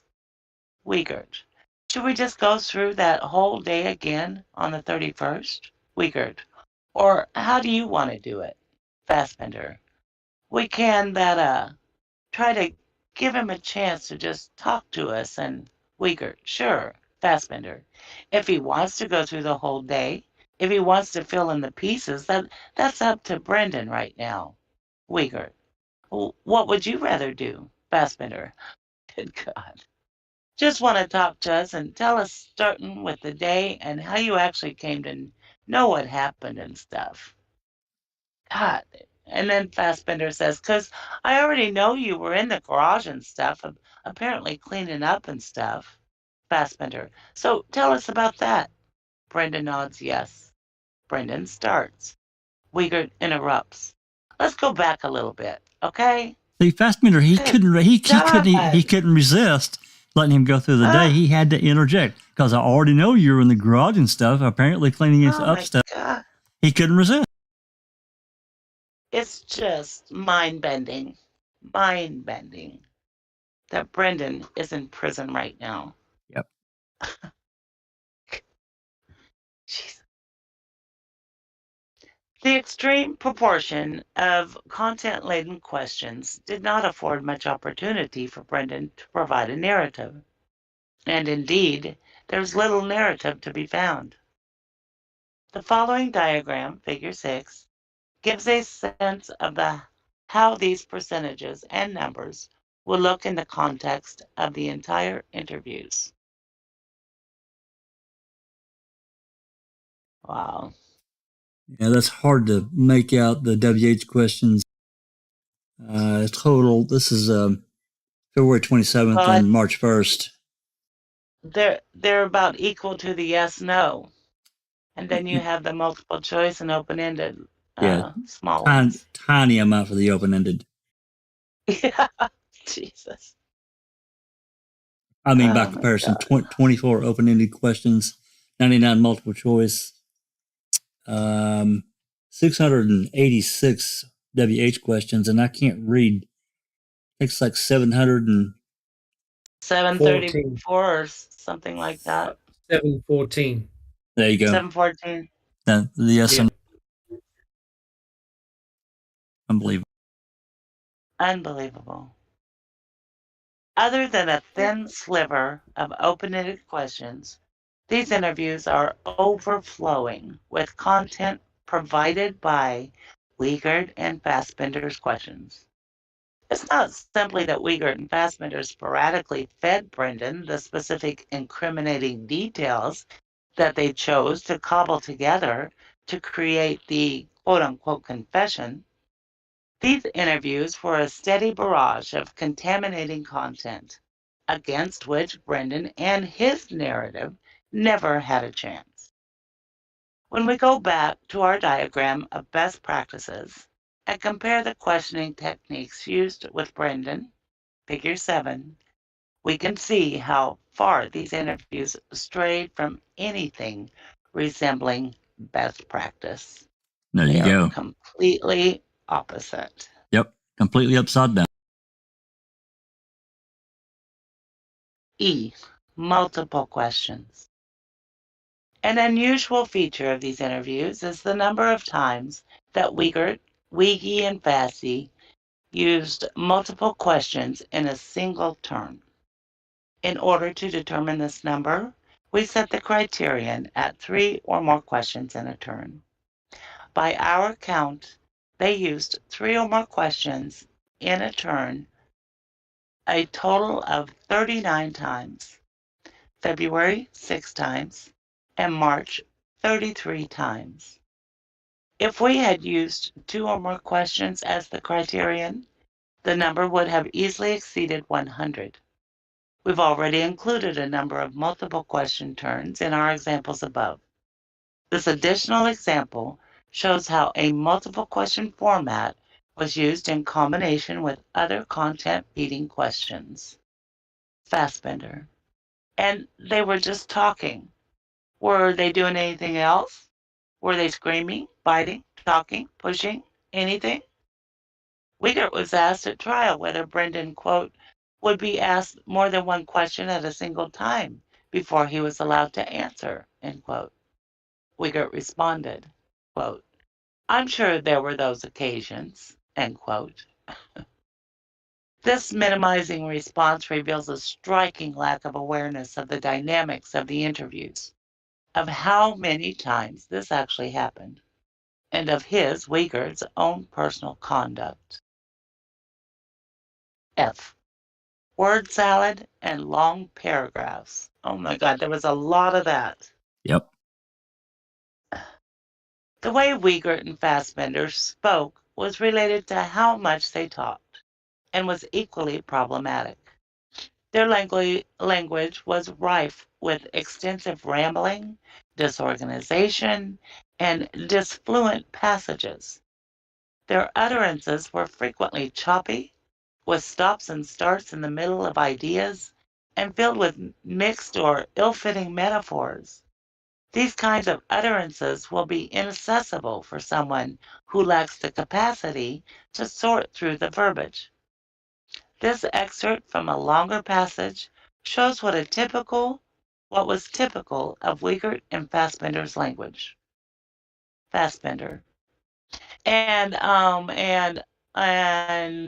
we have had also a chance for 2 days now to look at what you said and listen to tapes a little and stuff like that. Brendan nods. Fassbender. And we say, well, you know, Brendan gave us this information, and that information. Fassbender. Maybe I'll call them dots or whatever. Brendan nods. And some of the dots, when we look at it, say, well, I think we need some matching up here, just a little tightening up or something. Brendan nods. We feel that maybe, I think Mark and I both feel that maybe there's some more that you could tell us, that you may have held back for whatever reasons. Fassbender. One of the best ways to prove to us, or more importantly, you know, the courts and stuff, is that you tell the whole truth. Don't leave anything out. Don't make anything up, because you're trying to cover something up a little. And even if those statements are against your own interest, you know what I mean? That makes it might make you look a little bad, or make you look like you were more involved than you want to be. Looked at, it's hard to do. Brendan nods. But it's good from that vantage point to say, hey, there's no doubt you're telling the truth because you've now given the whole story. You've even given points where it didn't look real good for you either. Brendan nods. And I don't know if you're understanding what I'm saying. Brendan. Mm-hmm. He had no idea what the fuck they were saying to him. Fuck, Right? Fassbender didn't know what he was saying himself. No. Jesus. So they're saying, hey, it's okay if you self-incriminate, okay? Let's go for it. Like you gave us all these points. We're not happy. We need actually more details. So what they were doing was very, very clever. They were handing Brendan Dassey rope. Yeah. And the more rope they gave to poor Brendan, the more he hung himself because he had no idea what they were doing. He was self-incriminating, and never did they say to him, do you want an attorney present? Do you know what you're saying? Do you want your mother to be here? Nothing. They just kept on feeding him. Kept on feeding him. Just disgraceful. That's a good word, Doc. Totally disgraceful. Wiegert and Fassbender were also fond of speaking in paragraphs.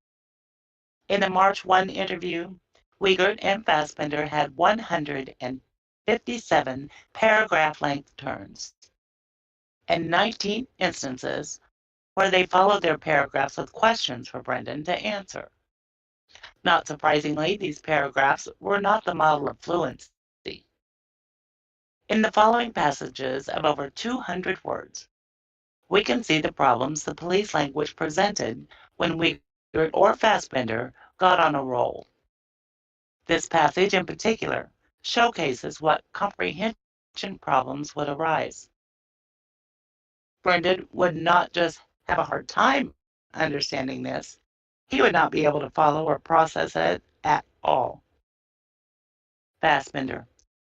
We're not going to go any further in this because we need to get the truth out now. We know the fire was going. We know that he had already had his altercation with Teresa. We don't believe there's a Monty in there. The fuck's that mean? I talked to you the other night, and you said nothing about Monty. You said nothing about something getting punctured and leaking out.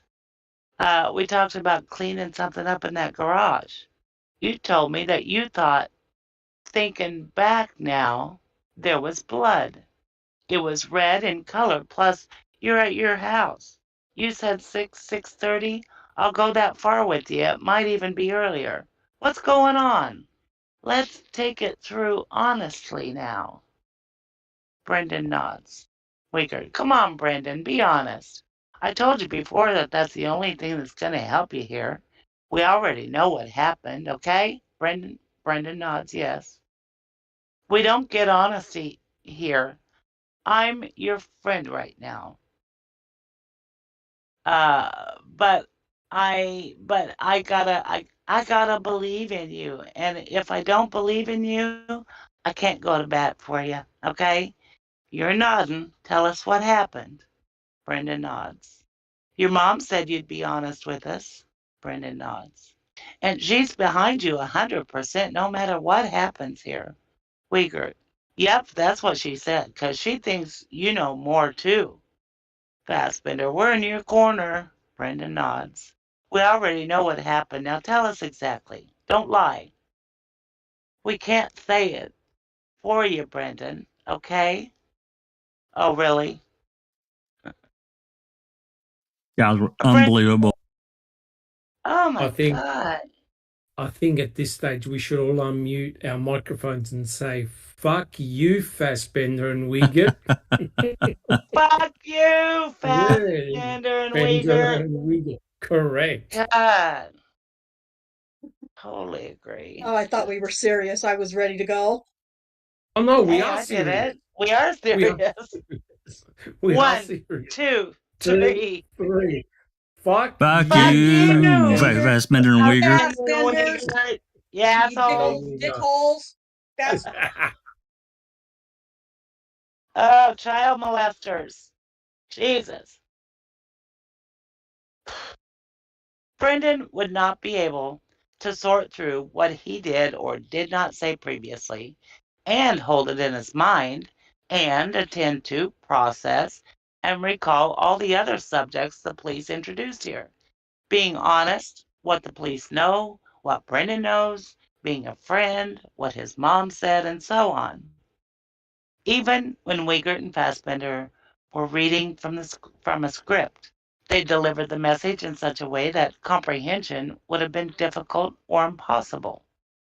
The February 27th interview began with Wiegert's clipped, rapid, disfluent reading of the Miranda rights from a form. The ellipses indicate brief random pauses. Before I ask any questions, you must understand your rights. You have the right to remain silent. Anything you say can be used against you in court. You have the right to talk to a lawyer for advice before we ask you any questions and have him with you during questioning. You have this right to the advice and presence of a lawyer, even though you cannot afford to hire one. We have no way of giving you a lawyer, but one will be appointed for you if you wish and when you go to court. If you wish to answer questions now without a lawyer present, you have the right to stop answering questions anytime. You also have the right to stop answering questions at any time until you talk to a lawyer. I have read the above statements of my rights. I understand what my rights are. I am willing to answer questions and to make statements. I do not want a lawyer. I understand and know what I am doing. No promises or threats have been made to me, and no pressure of any kind has been used against me. Do you agree with that? No pressure. Are you kidding? Oh, God. Jesus Christ. What would it be like to be on the receiving end of that, especially as an impaired adolescent like Brendan, with no prior police experience? At a verbal level, the warning is utterly inaccessible for someone like Brendan. This is a paragraph-length chunk of language, which we already know Brendan cannot follow. Before a question is finally asked, there are 263 words and 15 sentences, many of which are syntactically complex. Two-thirds of the way through, Wiegert switches pronouns, going from you and I, again without pausing. The ultimate question, do you agree with that, is essentially part of a long litany without any clue about what that refers to.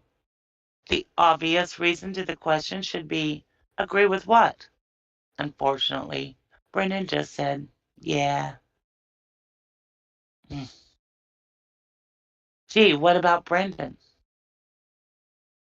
Because this is a voluntariness case, it's not enough to simply criticize law enforcement. We must consider Wiegert's and Fassbender's conduct in the context of the person they interviewed. In that context, their behavior was nothing short of cruel. They preyed on Brendan's primary cognitive weakness, communication.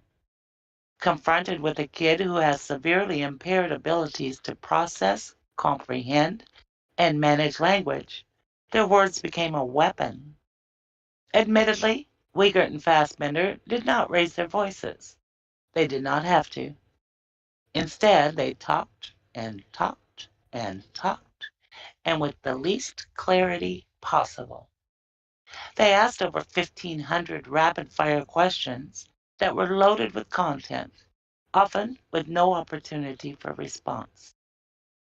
Wiegert and Fassbender repeatedly interrupted Brendan distracted him, and, as noted by Chief Judge Wood, refused to leave him alone. This interview would have been a challenge for anybody. What this interview would have done to Brendan is beyond imagining. 8. Judicial ignorance. There were hundreds of pages of court decisions written in Brendan's case. In the end, though, the only two that mattered were the trial court's initial denial of the motion to suppress and the en banc decision by the Seventh Circuit Court of Appeals. Both of these decisions track each other in the analysis of voluntariness, with the Court of Appeals majority fleshing out the trial court's findings to uphold their reasonableness under the Anti-Terrorism and Effective Death Penalty Act, otherwise known as EDPA. If we had to summarize the essence of the decisions, it would be that Brendan looked like he understood and therefore he did, and the police behavior looked polite and was therefore not coercive. The question of voluntariness, quote, whether a defendant's will was overborne in a particular case, end quote, is determined by the totality of the circumstances. A court must consider the details of an interrogation as applied to the, quote, the unique characteristics of a particular suspect, end quote. While the court certainly cited the test in their decisions, the decisions actually applied this test of facts in only the most literal sense, strictly on the surface. There was no recognition that there might be anything meaningful about Brendan or the interrogations beneath the appearances. Or to put it in common parlance, they didn't know what they didn't know. They didn't look. They sure didn't. Second. Sorry. Go. Don't we in other cases aren't we told that ignorance of the law does not excuse you for breaking the law or something to that effect? So does that not apply with these two assholes? Like they can, like, we didn't know what we didn't know. Well, you can't. That's a good It can't point, be Rhonda. good for the cops and not good for the suspect. Ignorance of the law is no excuse. Yeah. Yeah. Mhm. So, to say, well, we Ignorance didn't of the know facts. Yeah. we didn't know that he had these disabilities. Sorry, first of all, you had the information, number one. Number two, you chose to ignore it because then Yep. you knew that you were going to have to give a lot of leniency to what went on in all of those different interrogations. And you didn't, they couldn't have that. And then to say that, well, how were we supposed to know that he had learning disabilities? We just questioned him like we would anybody else. Sorry, that is not excusable for you if it's not excusable for the defendant. Yep, I totally agree. I do too. It's a really good point. They should all be in prison with Brendan as their warden. Nah, he'd be too nice to him. But just so everyone knows, Sheriff Wiegert is gone. Sheriff Brett Bowe is in place in Calumet County. Yay! Yeah, he's Good gone. riddance, Wiegert. Retired or whatever the hell he's doing. He's pretty young to retire. Yeah. With the Yeah, he had to get pension. out of Manitowoc though, or wherever he was. You Yeah, gotta cut and run before something big happens. Still, Wiegert he's was still going to in be accountable Calumet. though. Yeah, Calumet. Yep. He's not dead. No. We can still get him, right? We can still get him. He can absolutely be held accountable. Exactly. Hey, Brandon.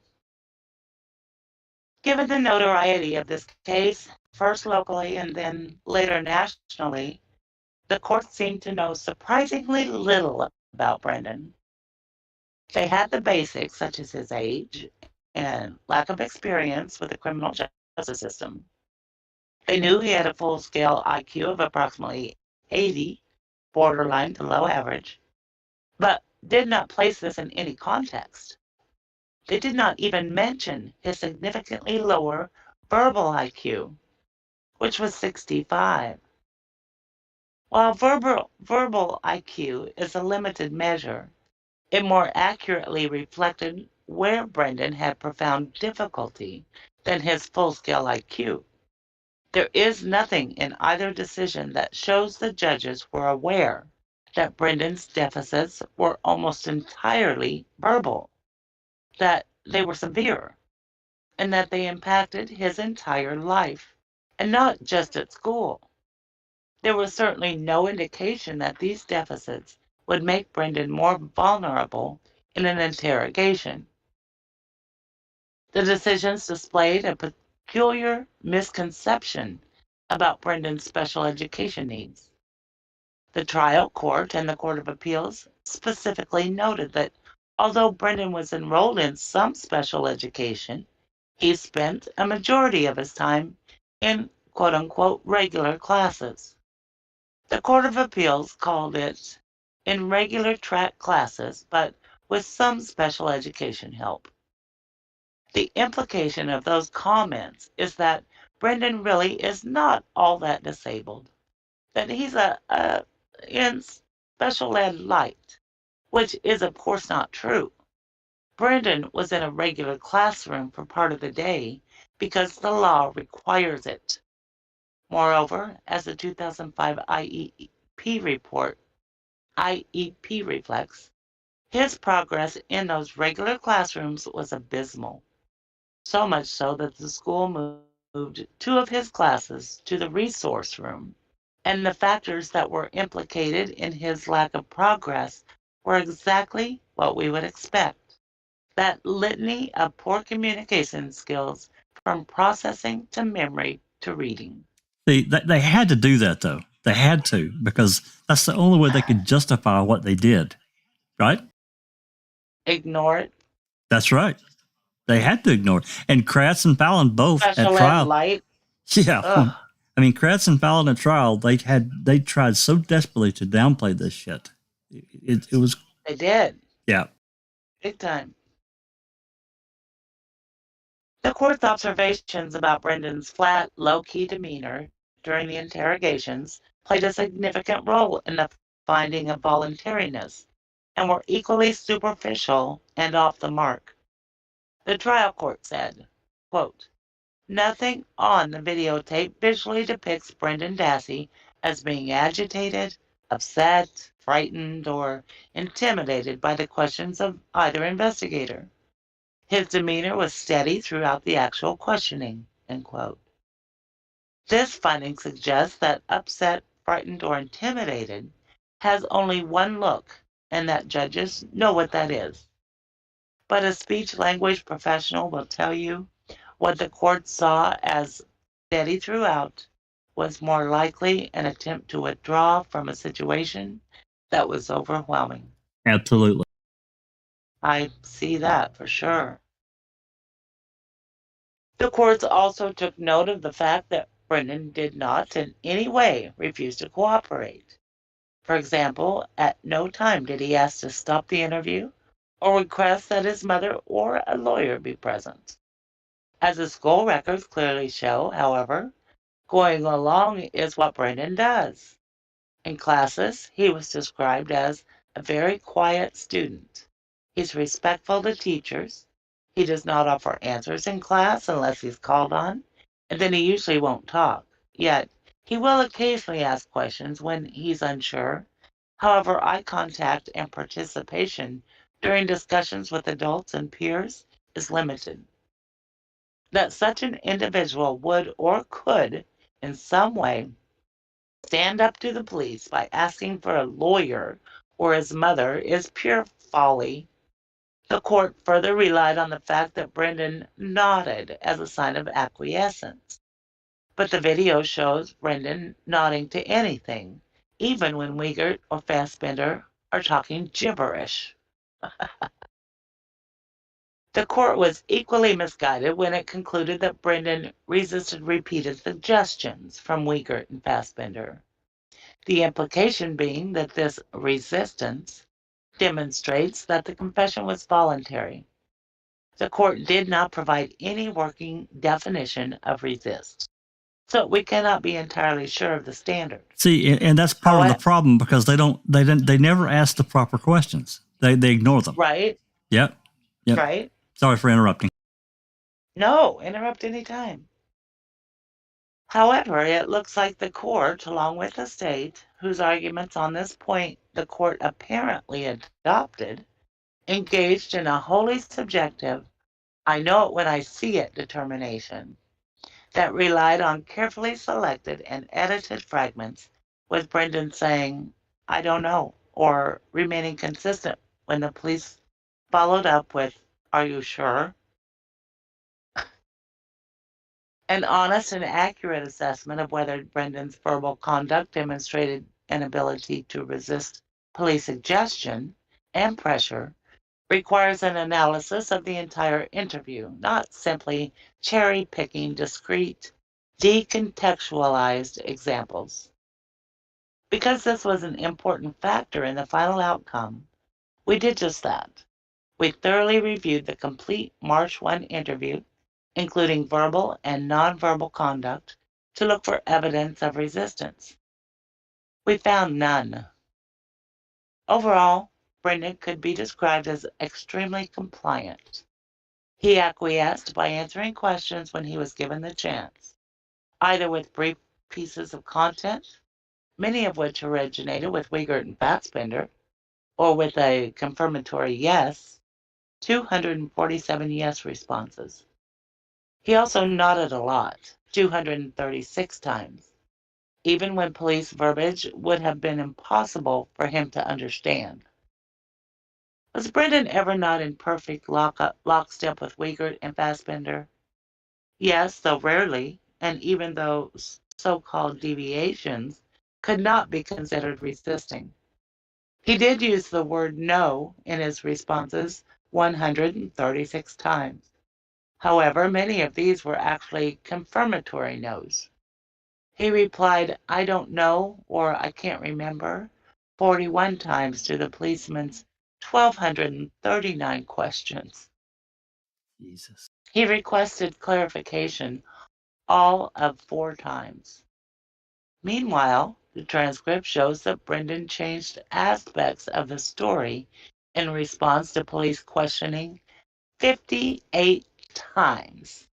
He changed the story.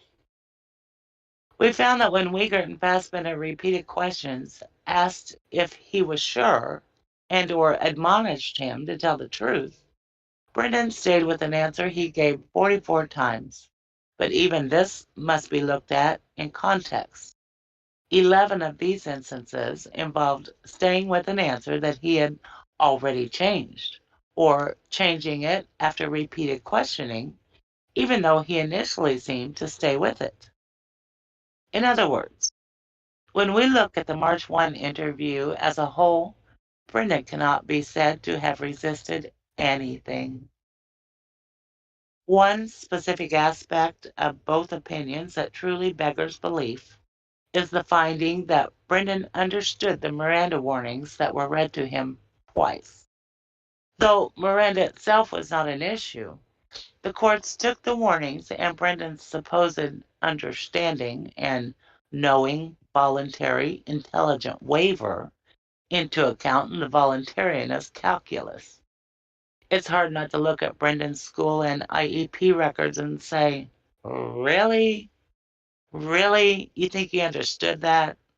While it is true that Brendan did say he understood and remembered his rights, we do not have to look too far to know that is utterly impossible, especially the way they were read by Wiegert.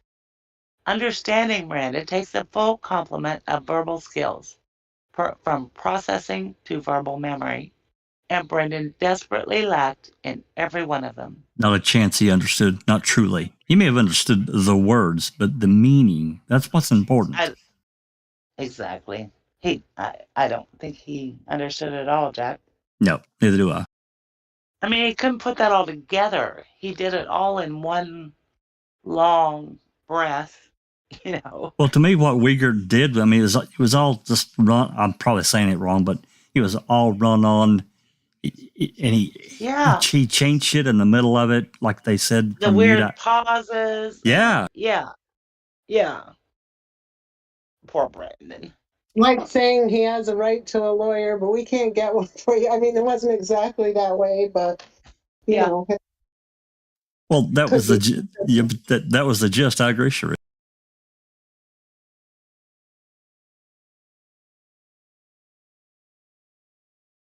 Anyone else? B. Law enforcement behavior and the interrogation. The decisions repeatedly remind us that Wiegert and Fassbender were courteous, perhaps even unctuous. They stayed calm and never even raised their voices. The entire interview, including the admonitions, were done by both investigators in a normal speaking tone, with no raised voices, no hectoring, or threats of any kind. Such comments suggest that courteous somehow precludes coercion. But what else could those interviews be called but hectoring? Does not matter whether they used a controversial conversational tone. Wiegert and Fassbender were relentless in their verbal assault on a child with limited verbal functioning. That's exactly right. Yeah, that's a good sentence right there. According to the Court of Appeals, the most that Wiegert and Fassbender did was press with further questions. To be sure, simply asking questions will rarely raise to the level of coercion. But the voluntariness standard requires that courts look at the compounding tactics of the police in the context of the individual. In the case of Brendan's interrogation, the interviewers put 1,525 questions to a juvenile with language processing deficits. They had more questions than all of Brendan's utterances put together. In the post-conviction hearing, Dr. Richard Leo, an expert on the psychology of false confessions, testified that a tactic that is ordinarily not coercive in small doses might become coercive, quote, if repeated over and over, end quote. With this juvenile pressing with further questions over 1,500 times will easily become coercive, and then some. That's right. Yeah. The Court of Appeals placed stock in the fact that Brendan allegedly provided incriminating information in response to open-ended questions. However, the decision is silent about what those open-ended questions might be. Jesus. It seems likely that the court relied on an assertion in the state's brief that, quote, the investigators used primarily broad, open-ended questions and let Dassey tell his story, end quote. Oh, for fuck's sake. That's fucking lie. The state's That's not what they brief did. went on Go to ahead. give examples. That's a giant lie there. Yep. What? The state's brief went on to give examples. Quote, what did he tell you he did to her? End quote. What else did he do to her? What do you do when she's on the fire? You just heard screaming over there. You went inside, didn't you? The only problem is that those are not open-ended questions. Maybe these questions would not draw an objection during direct examination, but that does not mean they are open-ended for interviewing purposes. The examples plant content. Planting the words. Yeah, well, they plant content and direct. They plant content. Yeah. Okay, I was reading it wrong. The examples plant content and direct the narrative as surely as if Wiegert and Fassbender were cross-examining Brendan. As we said previously, these so-called open-ended, open questions do not exist in isolation. They were embedded in a raging torrent of questions of all types, many of which allowed no opportunity for any answer, let alone a narrative. The court additionally found that the interview's interrogation lasted, quote unquote, a relatively brief time. But like all aspects of interrogation, time must be considered as applied to this suspect. A relatively brief time is just that, relative. While 3 hours may not be a long time for an adult professional, we must look at it through the eyes of a 16-year-old with severe verbal deficits and psychological profile to match. For that child, 3 hours would have been an eternity. Finally, we have the couch. It's true that during the interview, Brendan was allowed to sit on a comfortable couch, rather than at a formica table with a metal chair. The courts made much of this couch and the soft interview room. And indeed, this is one area where Wiegert and Fassbender followed best practices. Nevertheless, a couch, a bathroom break, a soft drink, and a bag of chips cannot undo the vicious nature of what was done to him. 9. Conclusion. Coming into the 21st century. Brendan Dassey is not unique. Among the multitudes who come through the criminal and juvenile justice system, he's not even all that unusual. He has severe language deficits, and so do many others found on court dockets and in prisons. What sets Brendan apart is the national attention brought about by a Netflix series. This exposure has afforded us the opportunity to sound the alarm about the common disorder most people have never heard of while talking about the case known by millions. The final decision in Brendan's case reflects much that is wrong with criminal justice in the United States. The power of EDPA, a statutory horror that exalts form and finality over substance and justice, cannot be overstated. The Reed technique, which has been implicated again and again in false confessions, but has no scientific basis whatsoever, and is based on hunch and folk wisdom, is still a widely accepted means of extracting a confession.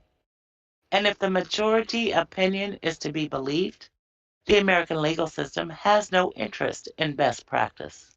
Amen. Amen. In her dissent to the en banc decision, Judge Rovner wrote that, quote, most courts' evaluations of coercion are still based largely on outdated ideas about human psychology and rational decision making. It is time to bring our understanding of coercion into the 21st century. End quote. Amen, Judge Rovner. We would like to add language impairments and communication into that mix.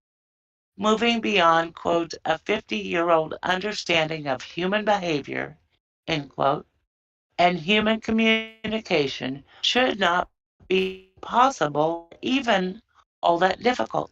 It's happened in other countries, taking the form of new models that incorporate contemporary knowledge and best practices. In the UK, for example, the widely used PEACE framework for investigative interviewing of all witnesses and suspects was developed after a series of high-profile wrongful convictions and exonerations.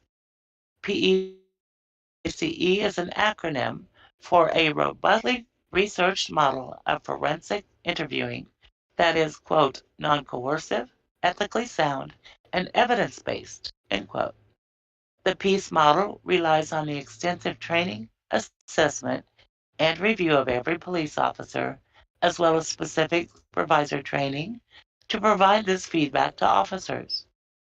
Additionally, the PEACE model incorporates a pre-interview preparation to help anticipate special needs or issues with a clear preference for open-ended questions. Much has been written about PEACE and why it is superior to the interrogation methods that continue to be used in the United States. The Just, UK has also, just briefly what's that? before you, yeah, just briefly before you continue with this next part.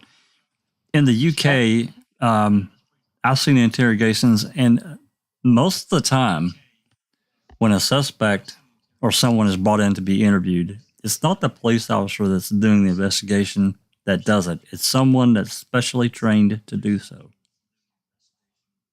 It's not the cop, like, I like that. right. It's not Yeah. like Uyghur Fassbender would maybe have brought Brendan in, but somebody else that knew what they were doing, that's trained specifically to interrogate or to talk to someone, is brought in to do the questioning.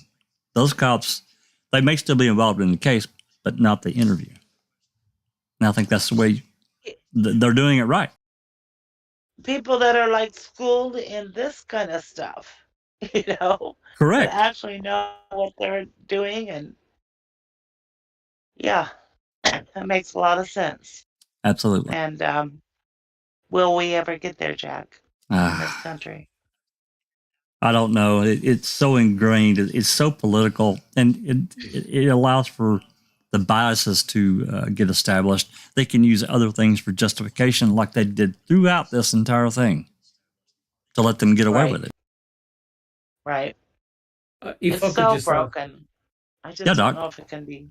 Yeah, it's if I could broken just badly. ask- Yeah, go ahead, Doc. Go ahead, Doc. Of course. Why wasn't there a female officer in there as well? Just to break it up. Yeah, that's a good question. I mean, Because their goal was to coerce them. well, even then, that was a rhetorical question. you have the Wendy Baldwins, which she would have, she probably would have piled right on. Then you have the Deb Strauss from the DCI state level, which, God almighty. They probably hadn't taken a weekend seminar. Correct. And the other thing is, did they ever run Brendan through the crime scene? Did they ever bring him back into the trailer and garage? Nope. Not that I'm aware of. Isn't that ridiculous? Absolutely ridiculous. Take him up where they found. Take him up where the RAV was allegedly found on the ridge there. Correct. Right. Correct. And you know what would have happened? His story would have changed. Yeah. When he walked in the trailer, the first thing that Brendan would have said was, "I don't remember the bed being around the corner." Yeah. Yeah. There you go. Boom. Uh-huh.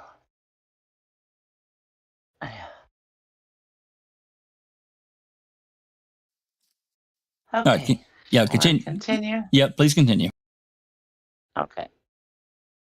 The UK has also utilized.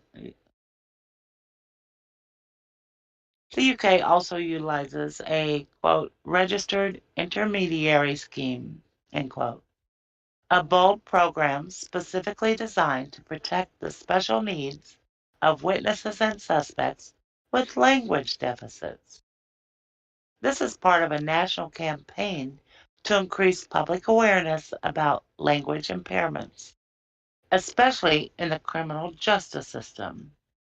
Well, how lovely. Recognizing that linguistically impaired individuals are vulnerable and face gargantuan hurdles when dealing with police, lawyers, and judges.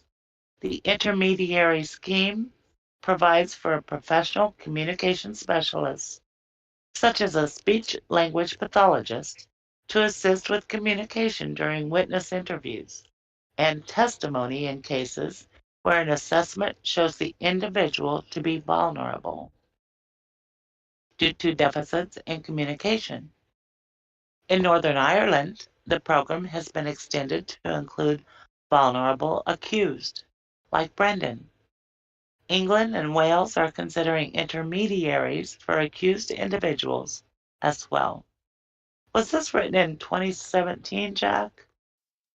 It had to be, I don't think it's dated, but it had to be, I think 2017 or 2018. It was somewhere in that time For frame. some reason, I thought I saw that somewhere.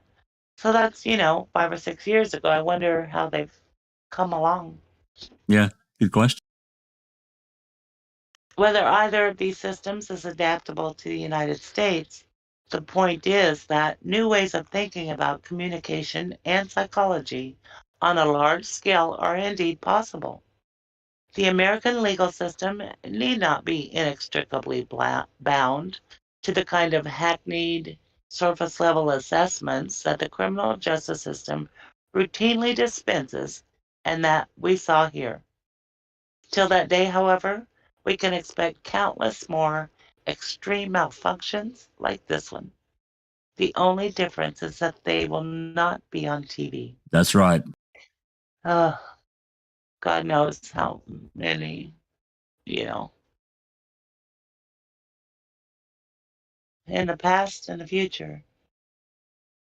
That's right. Before we ever started this project, we were fairly certain that what happened to Brendan Dassey in the police department interview room and later in the courtroom was an indictment against the entire criminal justice system. Taking a closer look under the hood removed all doubt. This is truly a profound miscarriage of justice. And I have goosebumps all over my body right now. Absolutely. And the rest of this, like I said, it's an appendix, and it shows the characteristics data table of the 3 different interviews, February 27th. Actually, I think it goes back further. I think it goes to the Cribbets interview, the February 27th interview, and then the March 1st interview. And we're not going to read through them, but it's crazy the amount of time they talked as compared to the amount of time he talked. It's crazy. What not to do, right? Absolutely what not to do. It gives full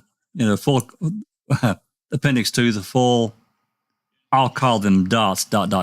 passages, and because my God, that's what they were. I'll call them dots. Yeah.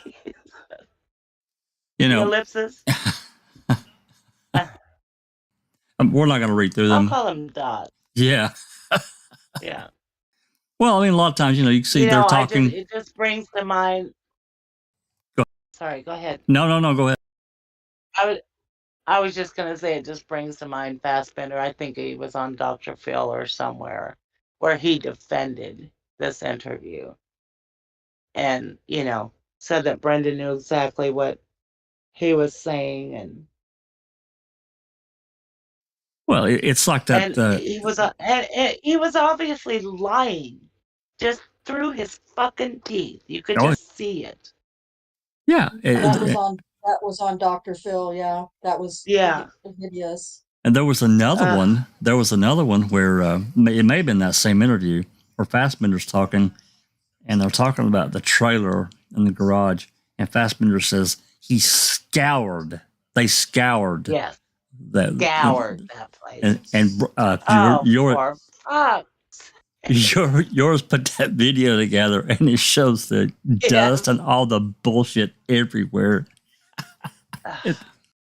They get on these programs, these talk shows, and millions have viewed it. So why would this cop get up there and lie like that? But they do. He scoured it. Okay. They do. I'm gonna, like I said, I'll post this. We're not gonna read through all these. Anybody who wants to read it, they can. I'll make sure there's a link in the video description, so anybody that wants this document can go look at it. It's, I think it's so well done. I just want to say I'm very proud of the UK for making changes in their system the way they have. Absolutely. And I know they're not perfect. You can't be perfect in this world, but God, that's progress. I was just going to say, but at least they're trying. Exactly. More than we can say for our system. I know it's late, but I want to play, and this is not necessarily indicative of everything we've just read through, but this interview that Anjanette Levy did is kind of indicative of how Brendan is. And again, I've said this before, and this is just an opinion. It's speculatory. Even you could even call it a theory.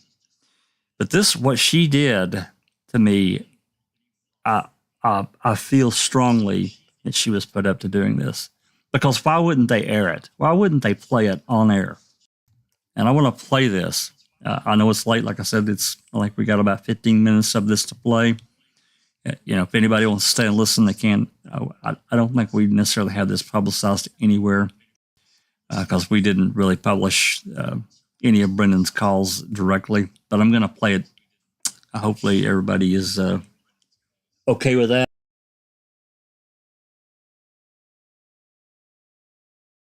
Absolutely. Go for it.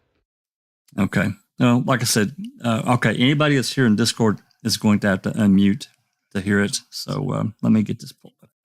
Jack 61, before you play it, unfortunately, I have to go, but I just wanted a quick word to say that thank God that you read it out, that you read this document out. It was long, but it was very, very important. And I'll tell you what, Fassbender, we get the state of Wisconsin, the judicial system should be embarrassed, right? When you've got two high-profile academics basically highlighting exactly how you harassed, bullied, and coerced a confession out of a mentally challenged 16-year-old child, it is as low as you can get. And then, obviously, when you have Judge Duffin arriving at the same conclusion, 3 out of the 7 judges also agreed. You know that there's something rotten in Denmark, right? This is serious, very, very serious. Yeah. Well, I think it's also. I'm embarrassed as an American. I'm embarrassed as an. No, you're fine. I'm embarrassed too. It's a complete double, triple, quadruple black stain on our system. It's hard to. I won't let it go. I won't let it go. I know you guys won't either. But talking about Duffin, what he did, Robner was, and the other two, they were completely just shocked. I think at the whole way this worked out. Yeah. And again, we've talked about this too.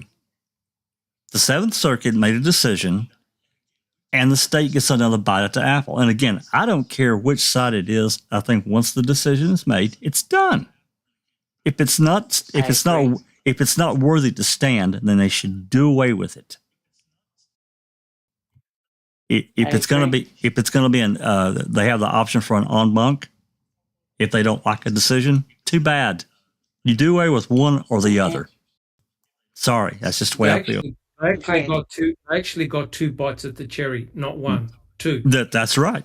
They got an extra bite at the cherry. I totally agree, yes, and I don't think that should ever be allowed. No, not to that degree. Well, this is the step right before the Supreme Court. So if you get a Supreme Court decision, can they say, "Oh well, not everybody made it"? Well, yeah, they did make a decision. It's done. It's law. So anyway, all right. I think if it goes to en banc, it should automatically have to be taken up by the Supreme Court. I could agree with that. I don't know. Yeah. I could agree with that. If they had ruled in his favor, maybe I wouldn't want that to happen. Well, it's like I said, so. I think that once the Seventh Circuit made the decision, it's done. And if they wanted if the state wanted to challenge it, it would then have to move to the Supreme Court. That's what I think should have happened. Yeah. And that's for either side. Absolutely. That en banc is bullshit. Plus, they only take what tiny percent of cases? It's a very small, like 5%. It's very small. Tiny. Very. I don't even think it's that many. May have been 3%. May have been 3%. But but relatively very little time for either side to speak, to 20 present minutes. their case. 20 minutes. Yeah, that's just, that to 20 me minutes was to just decide outrageous. somebody's life. Yeah, Yeah. yeah, it was outrageous, Rhonda. It was completely unreasonable, the questions that they put. I mean, I think Drizzen should have They been the were. one talking, but it doesn't matter. I think they would have still tried to have tripped him up. Yeah. I would like seeing Zellner there. Oh, yeah. All right, I'm going to play this. If you're in Discord, you're going to have to unmute. We'll play this, and then we'll wrap up and let everybody get some dinner and so forth and so on. So let's get this going. Here we go.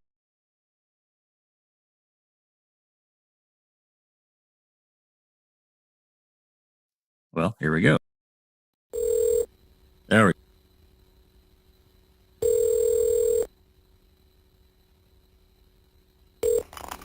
This is CBS 5. It's Anjanette. Hello? Hello, this is a collect call from Brandon. an inmate at the Sheboygan County Jail. To accept charges, press 0. To refuse charges, press 1. To prevent calls from this facility, press 6. For a rate quote, press 7. Hello, this is a collect call from Brandon. This call is subject to monitoring and recording. Thank you for using Evercom. Oh? Brandon, are you there? Yeah. Oh, hi. This is Anjanette. How are you?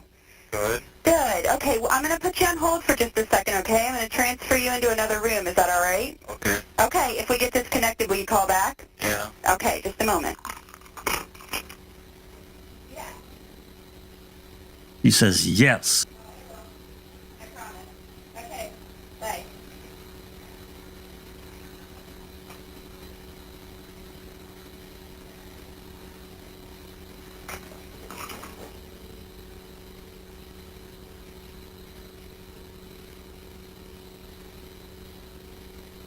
Brendan, are you there? Yeah. Hi.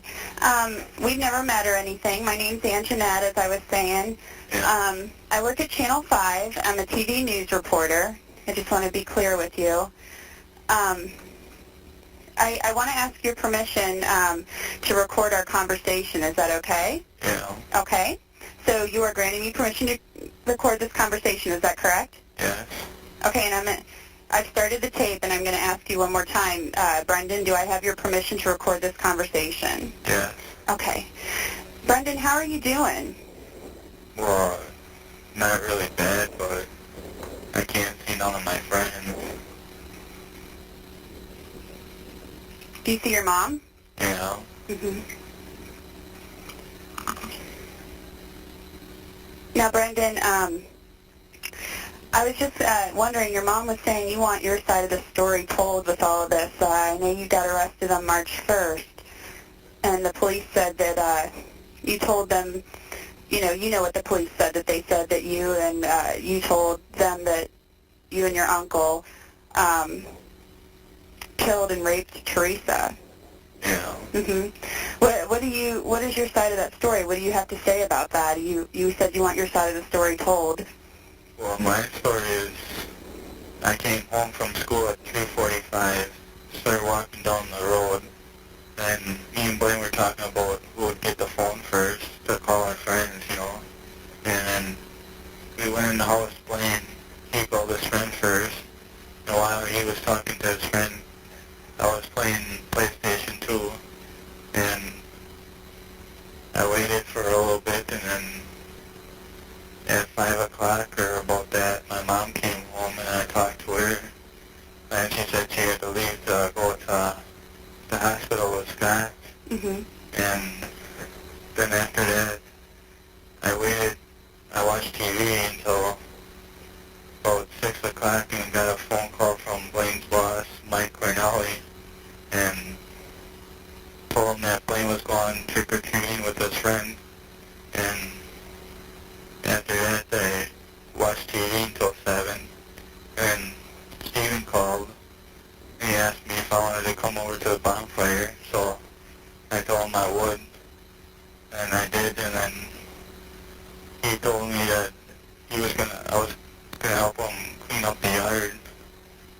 So we did, and we picked up fan seat, wood, and some tires for the fire. And we picked that stuff up, and then we brought it to the fire. Then we threw some of it on, and we went into the garage, and there was a puddle on the floor of some reddish black stuff, but I didn't know what it was from. But it was like, I don't know, it was like probably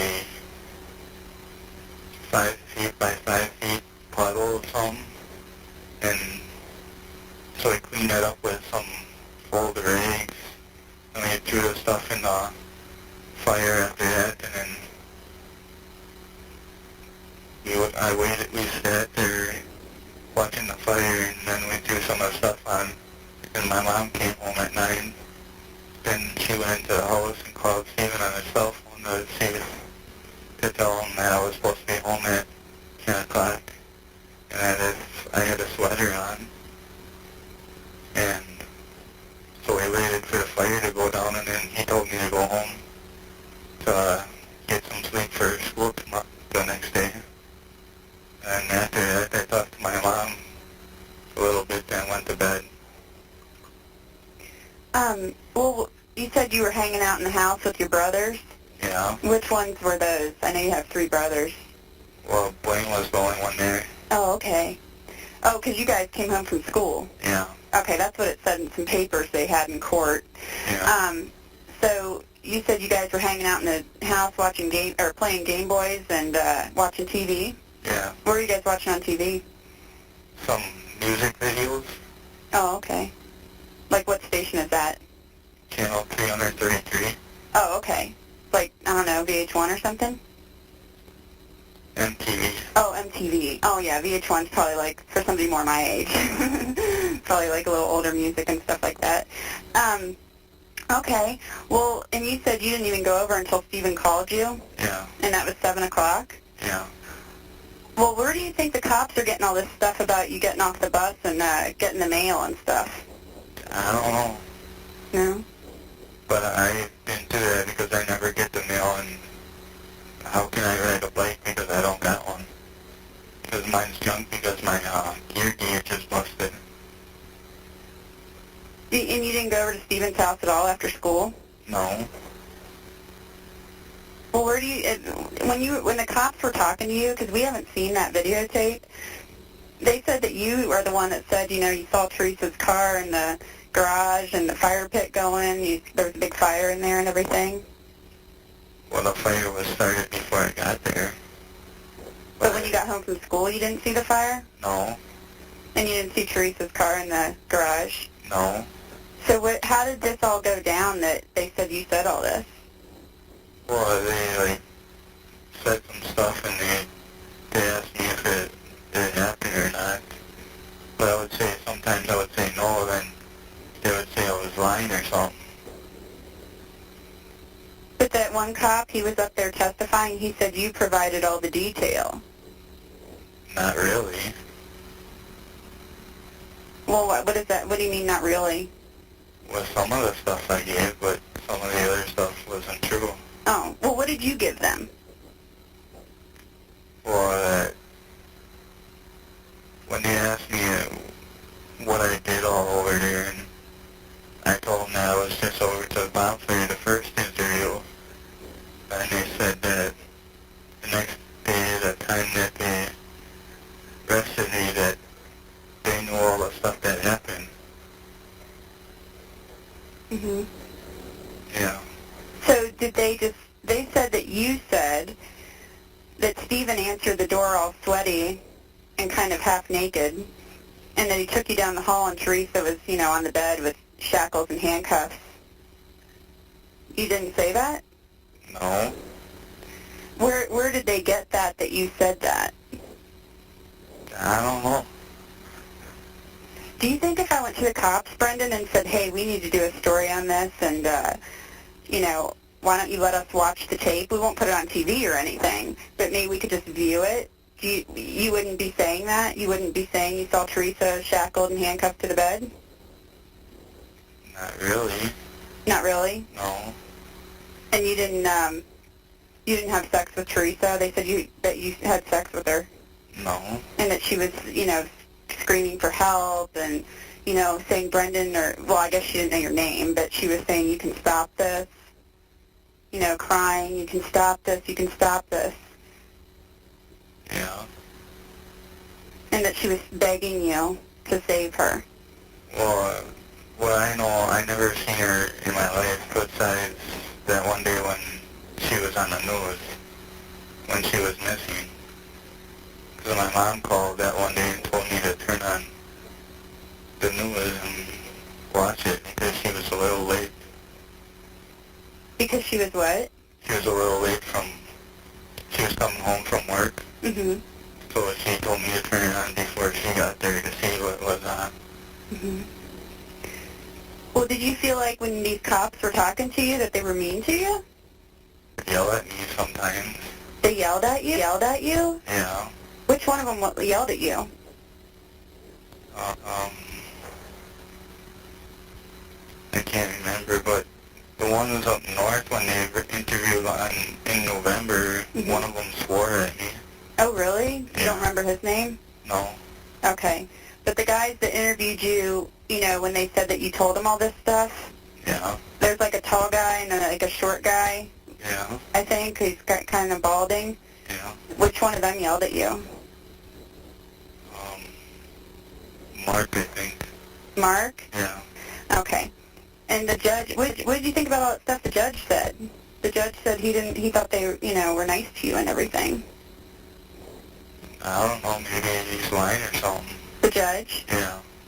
He said he watched the tape and everything. I don't know. You don't know? Hold up there for a second. You see how she's trying to push him right now during this interview.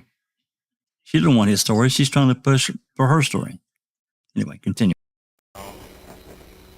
He said he saw it, that you willingly said that, you participated. And I'm not trying to pressure you, I'm just asking you because, that's what we do. But he said that you willingly said, I raped Teresa, I slit her throat, that Stephen told you to slit her throat, and but Teresa didn't die yet, and that then Stephen strangled her, and he had blood all over his hands. That's what it says in the criminal complaint. No. That's not true? No. Because I can't look at blood because if I do, I have like a blackout or a faint. I faint. Mm-hmm. Did you know that I talked to Stephen a while back on the phone? I don't recall. He said that he loves you all, his nephews. Yeah. I mean, you love Stephen? Yeah. Like, he's probably, you guys are probably close. Yeah. I mean, he said he would hang out with you guys, like his nephews is what he said. He would hang out with you guys all the time. Yeah, he would bring me places. Like, he would take me out to eat, and he said that if I would help him with this, he was fixing cars, Mm-hmm. He said if I would help him, he would, later on, he would help me find the car. Well, what all kind of stuff did you do together? Well, we would go up north riding, like, jeeps and that around and go fishing and have fires and go swimming. Did you guys hang out outside, or not outside, but when you come home from school and stuff, did you guys ever hang out? Not usually, because he works until 5. But that day he said he left work early. Yeah. Because he said, like, he told me he was, like, hanging out at his house all day. Yeah. You didn't see him when you came home? No. And you said you never saw Teresa before? No. I was talking to your attorney yesterday, and he just briefly mentioned that there had been some discussions back and forth, and then I guess he told another station that, there's something about you pleading guilty, and maybe testifying, I guess. against Steven. What do you think of that? Well, when they interviewed, I was a little nervous, and because I'm shy a little bit, and that, and I don't know. I mean, but do you understand what I'm saying about you pleading guilty? Yeah. That they want you to say you did it. Well, at first I thought that they were like trying to get Steven for something he didn't do again. And after I heard that they had evidence on him, I lost confidence in that. Mm-hmm. Well, do you think Steven did this? You have 1 minute left. Not really. Brendan, they were saying they have some evidence that corroborates your version of events, that you took part in this with your uncle. Yeah. What do you say about that? I don't know, maybe they're planting it or something. They're planting evidence against you? Yeah. But if I were to watch that tape, Brendan, would I see you saying that you raped Teresa? I don't recall. You don't remember saying you raped Teresa? No. And that you slit her throat? No. And that Steven told you you did a good job after you raped her? No. Steven never told you you did a good job? No. So what do you think of all this? That's bullcrap. You never saw Teresa naked on that bed? No. Thank you for using Evercom.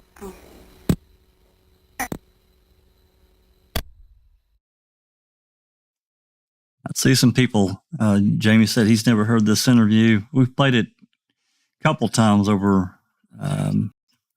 since we got these. But we've played it before. It's awful. And like I said before we started, again, this is speculation. I don't know that they did it, but my feeling is that the cops put her up to this or made this suggestion or something to that effect. Because she references them a lot. Don't know if that's true. Just a feeling. She had just gotten the affidavit and the press conference, I Rhonda, think she was just a reporter trying to get a scoop. that's possible. That's entirely possible. Because there's some other conversation in the calls. I can't remember who it was. I don't know if it was Barb on the phone, but I think it was. She was talking to someone,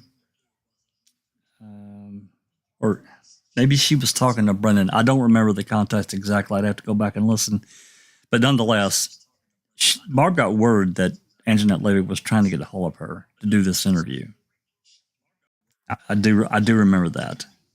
And to answer your question, Rhonda, this interview had to be, I think, in 2006. I can't tell you what date. We'd have to get ODOG. ODOG could probably narrow it down to probably what week. I do believe that it was sometime between probably, certainly Kuczynski was his lawyer, so sometime between March and August in that time frame. So I'm going to say summer of 2006. I don't know exactly when, though. I think it was shortly after Cress's press conference myself. Yeah, I think Jamie was asking, and I couldn't remember, so I wasn't going to try to. Oh, okay. even Gotcha. guess. Gotcha. Oh, yeah, it's enough for me. Anjanette, not Antoinette. She's on Law and Crime Network now. Oh, yeah. She's a big time reporter now. So, anyway. Yeah. We've kept people here for a long time. We're 4 hours and 23 minutes. I know people got to go and do their thing. People got to work tomorrow and so forth. So, I want to thank Dr. Silkman and Susan and Rhonda, for everyone that they helped read. I want to thank Cherie for getting the document for us. Again, I'll put a link to it. And video. the suggestion, Cherie. Absolutely. Fantastic. the suggestion from Cherie to do this. Absolutely. Yep. Because It I'd was ask. kind of selfish. I wanted to hear it. I wanted to hear it read, and I thought with the new people what we've had lately, they might want to hear it too, and even the old people. Absolutely. Mm-hmm. So with that said, we've been here. It's not certainly not a record, but we're pushing 4.5 hours. So let's wrap up. And any final thoughts from anyone? They're certainly welcome to throw those in right now before we jump out. All good. Okay. Well, I'll throw my 2 cents in. I think it's an excellent document. I think these ladies outline something that's very important and very significant as how it impacted Brendan's case, and I'm sure thousands of others that it's not considered. And we should move to the type of interrogations that the UK do, because they're looking for truth backed with something that can be corroborated, and nothing in Brendan's any of this can be corroborated. It's like Doc said, did they take Brendan back to the scene? Well, hell no, they didn't want to know that. Of course not. So with that said, coming up next for the open mic, probably next Sunday, we're going to go back to the depositions, but hopefully Big Jeff is he asked me to give him another week, and we're going to jump back into the next one. We did skip ahead. We did filing, but we're going to go back and get back in chronologically how the depositions were given and move forward. This is Stephen Avery's 2005 deposition. So we'll jump back to that, unless something breaks in the, we get some kind of word or something going on in Stephen's case. But otherwise, that's where we're headed. I'm guessing this week, and I don't want to speak out of turn for Rhonda. She can give yay or nay. Maybe her next live is going to be more about the Idaho killings. I don't know. She can. Is that kind of where you're headed, Rhonda, or no? Yeah, I think so. Yeah, that's kind of where I'm leaning already so far. So I'll definitely be touching on that again. Court again on Thursday, so that'll be right. Yeah. That's what I was thinking. He'll have a oh gosh. Status hearing. Status hearing. I was trying to say settlement, and I knew that wasn't it. Yeah, he's got a status hearing on Thursday, and I don't expect that to be very much of anything, but it'll definitely, there's always going to be stuff coming out, and so we'll find some more to talk about for sure. Excellent. Alrighty, we're going to get out of here. I want to thank everyone that hung around in the live chat. There's some wild stuff coming out about him. Oh yeah. Oh, absolutely, absolutely. And I'm, we're going to hear more, I'm sure. So anyway, if you like what we're doing, give us a like, subscribe, share, keep this stuff alive. Keep talking about it. Oh, one more thing before we go. This recording that I've been trying to get, it's not a dead issue. We're continuing to pursue that in other means. I won't get into that now, but that's not a dead issue by any means. Certainly with open records request, if anybody needs help or anything, let one of us know. I'm certainly willing to help out for anyone that wants to request stuff. So with that said, I'm going to get us on out of here. We really thank and appreciate all of you. And this has been a Foul Play production.